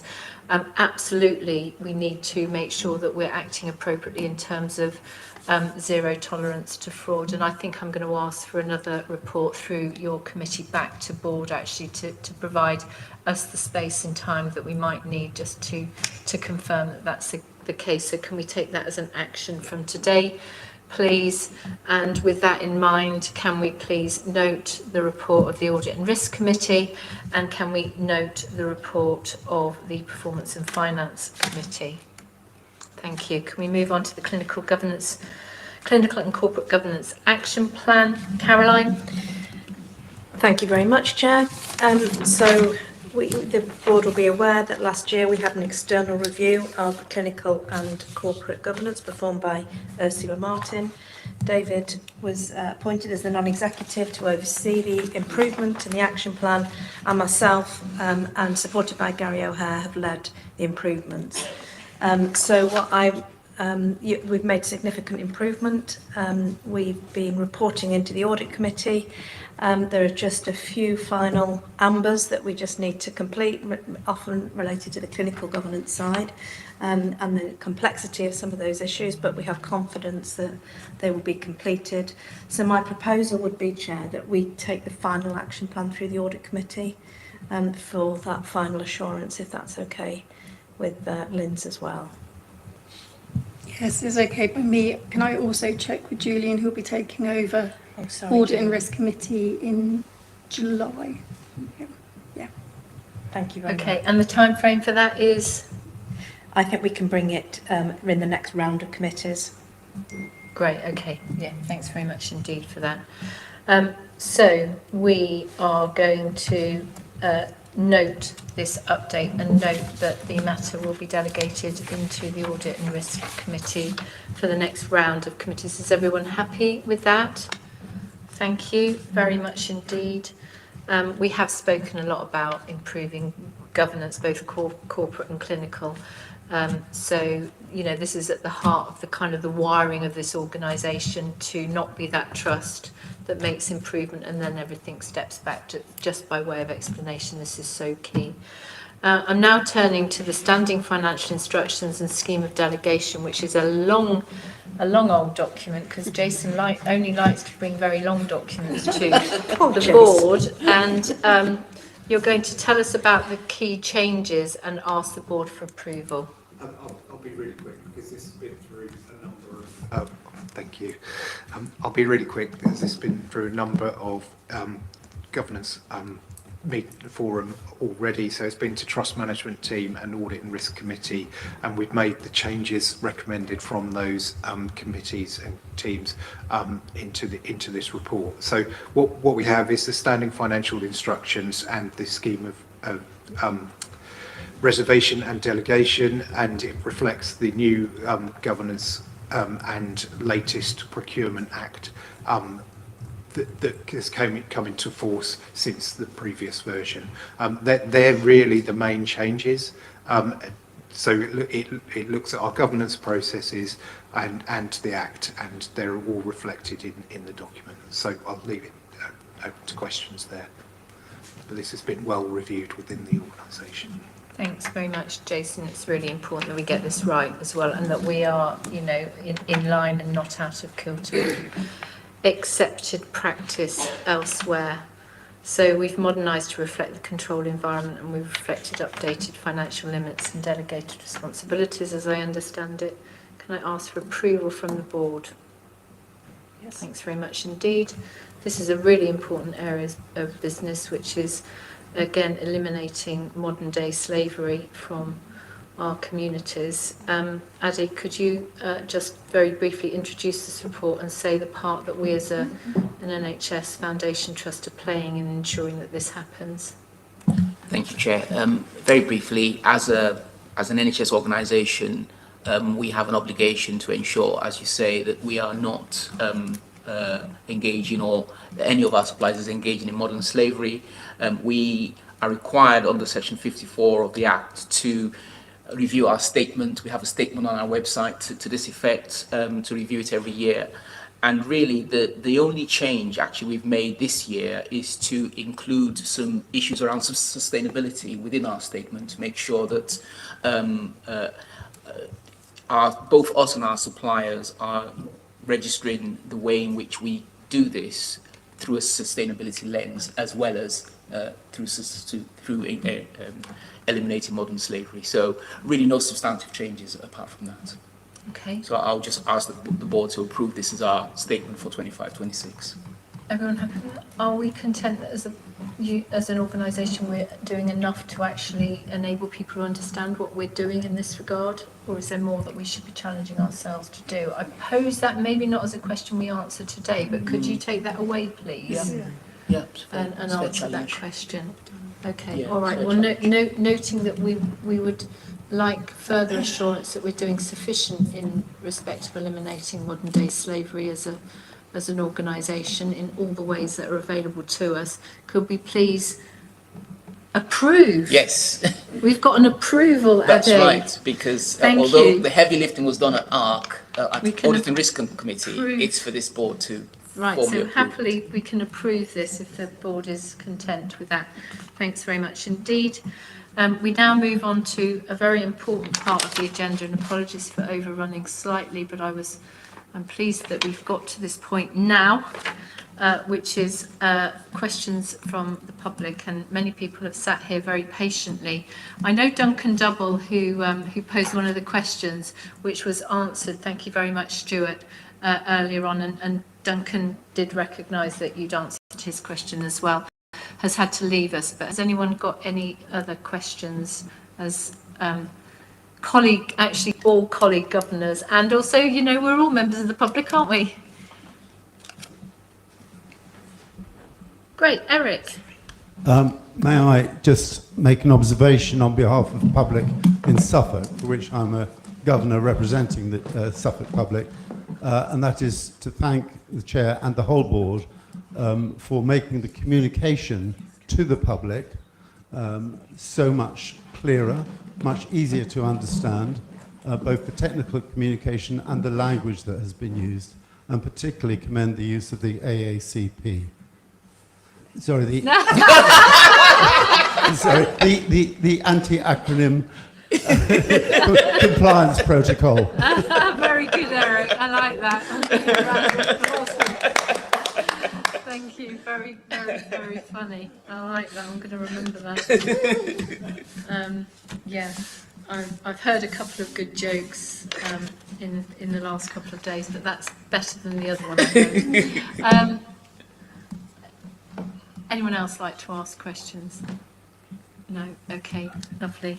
Thank you very much indeed for being here. I really do appreciate our Council of Governors, who are volunteers, coming and observing us in action. And one of the things we're talking about in terms of our development is making sure that our Council of Governors have more time with us as a board to be able to feed back their observations. So I hope we have some observations from today that you will feed back to us. And I see Paul Harrison, who's our excellent interim lead governor, nodding, so I know that will happen. We've introduced a new section onto our agenda, which is called Reflections on the Meeting. I don't intend to spend the next 3.5 hours on this, but what I would like us to do as a unitary board is just reflect quickly on, is there scope for improvement in the way that we've conducted, or I've conducted, the business today? Was the meeting in particular, and Julie talked about this a moment ago, was this conducted in accordance with our trust values of we're a team, we're accountable, we learn and improve, and we are kind? And if not, what do we need to do to change this? You don't have to say anything if you feel it's completely artificial to do so, but are there things and learning points that we can take from the meeting that you'd like to contribute? Julie, and then Faisal. Thank you, Chair. I started feeling a bit nervous, but then it felt, just because of the room and the microphone and the camera, which I don't spend a lot of time doing, but I think it was excellent, and I think what the board is seeking to role model for our workforce, if you like, is the way that meetings run and are conducted, and that we are respectful and that we are kind. And this is a way that we're going to ask our localities to run their meetings too. So we want it to be a real marker about the difference that the values can make when we live them. Thanks, Julie. Really appreciate that. Faisal. Thank you. Just really briefly, first of all, it's really good to have other people in the room, and that makes a massive difference. So that's one thing I was going to say about the meeting. The second thing is that balance between things that we need to be alerted to and the things that we feel assured about. I think we heard both sides. There's a lot of things that I think we could feel assured about that we maybe didn't talk about in the meeting today. I just wanted to say that. And maybe that's just a sign of where we are. We're on a very, very rapid and intense improvement journey. We often focus on the areas that we want to alert and advise, and maybe don't focus on the areas that we really have improved and feel more assured of. But I thought it was a really good balance of meeting in terms of tone. Yeah. Yeah, well said, Faisal. We do need to strike that balance. You're quite right. Tandy. Thanks, Zoe. I think the meeting went really well, but just a reflection that we still have a lot on the agenda. Are we really giving ourselves time to really have really good debate on some of the meaty issues that are coming up? Granted, we're still on an improvement trajectory, so it might be that we have to discipline ourselves in terms of just speaking to David earlier and Julian to say, do we need to maybe condense the discussion papers, or do we need to talk about the things? I don't know, there's a balance because a lot goes on in the organization that's improving, and the agenda is still quite heavy. It doesn't really allow us to get into the debates for some of the areas that maybe we need to debate a bit more, would be my reflection. But thank you. Yeah, I don't disagree with that at all, Tandy. It's perpetual, isn't it, as to how we deal with that issue, because I did really enjoy today, and I felt it could have gone on a lot longer. But then I have to be really conscious of the kind of the limitations on time pressures, and we need to keep working at it, don't we, Tandy, to give ourselves that space to have this conversation in public, because we know a lot of the conversations are happening, but not in public. We just need to have that opportunity to have that holy, and I'm sure you'll have seen this, kind of transparent and unrehearsed conversation in public, and it's really important that we do it in that way. Stuart, and then Julian. Did you put your hand up? Sorry, Stuart. Julian. Sorry, confusion. I just wanted to say, as a new board member, I thought it was a very good meeting. I liked the fact that our conversations were really about bigger issues, and the amount of delegation there is to the committees, where a lot of the heavy lifting work goes on, and the reports back from the committees and the information we got from them was very good. So I share Tandy's reservations about the amount on the agenda and the length of the papers, but I think there's a lot that we can take that was positive. Yeah. Thanks, Julian. Well said. Tricia? And just then, one improvement. Oh, sorry. Sorry. Yeah, Tricia. Just one improvement. We talked about it earlier on, somehow or other weaving the committee chair's report in with the improvement. I'm going to say IQPR because it's too late now, but kind of because we've rushed through those and we haven't had enough debate. I don't think we've talked them in different ways, but it would be somehow or other weave them in differently into the meeting. I think that's a good plan. I think if board are happy to agree, can we give it a go next time round, where we try to So I like the way that Stuart sort of brings in different people. I think maybe if we add to your responsibility that we actually feed the committee reports in at the appropriate time and bring the chairs in too.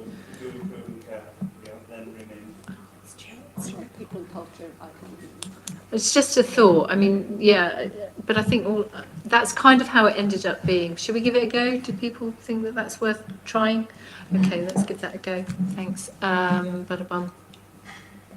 Anthony. Thanks, Zoe. I'll join in with the positivity. I thought it was a good meeting. I thought it was a good discussion around some of the items. I was just thinking in terms of the service user story, which, you know, was wonderful there this morning, but linking the patient story through some of the papers so that we do that triangulation. So, you know, it's an opportunity perhaps today for us to be thinking about the green light toolkit, the health passports for people with learning disability and autism, some of those other qualitative issues in relation that would have linked to the patient story. So it'll just need a bit more thinking through for, you know, can we just triangulate that through our quality reports then? I think it's really important.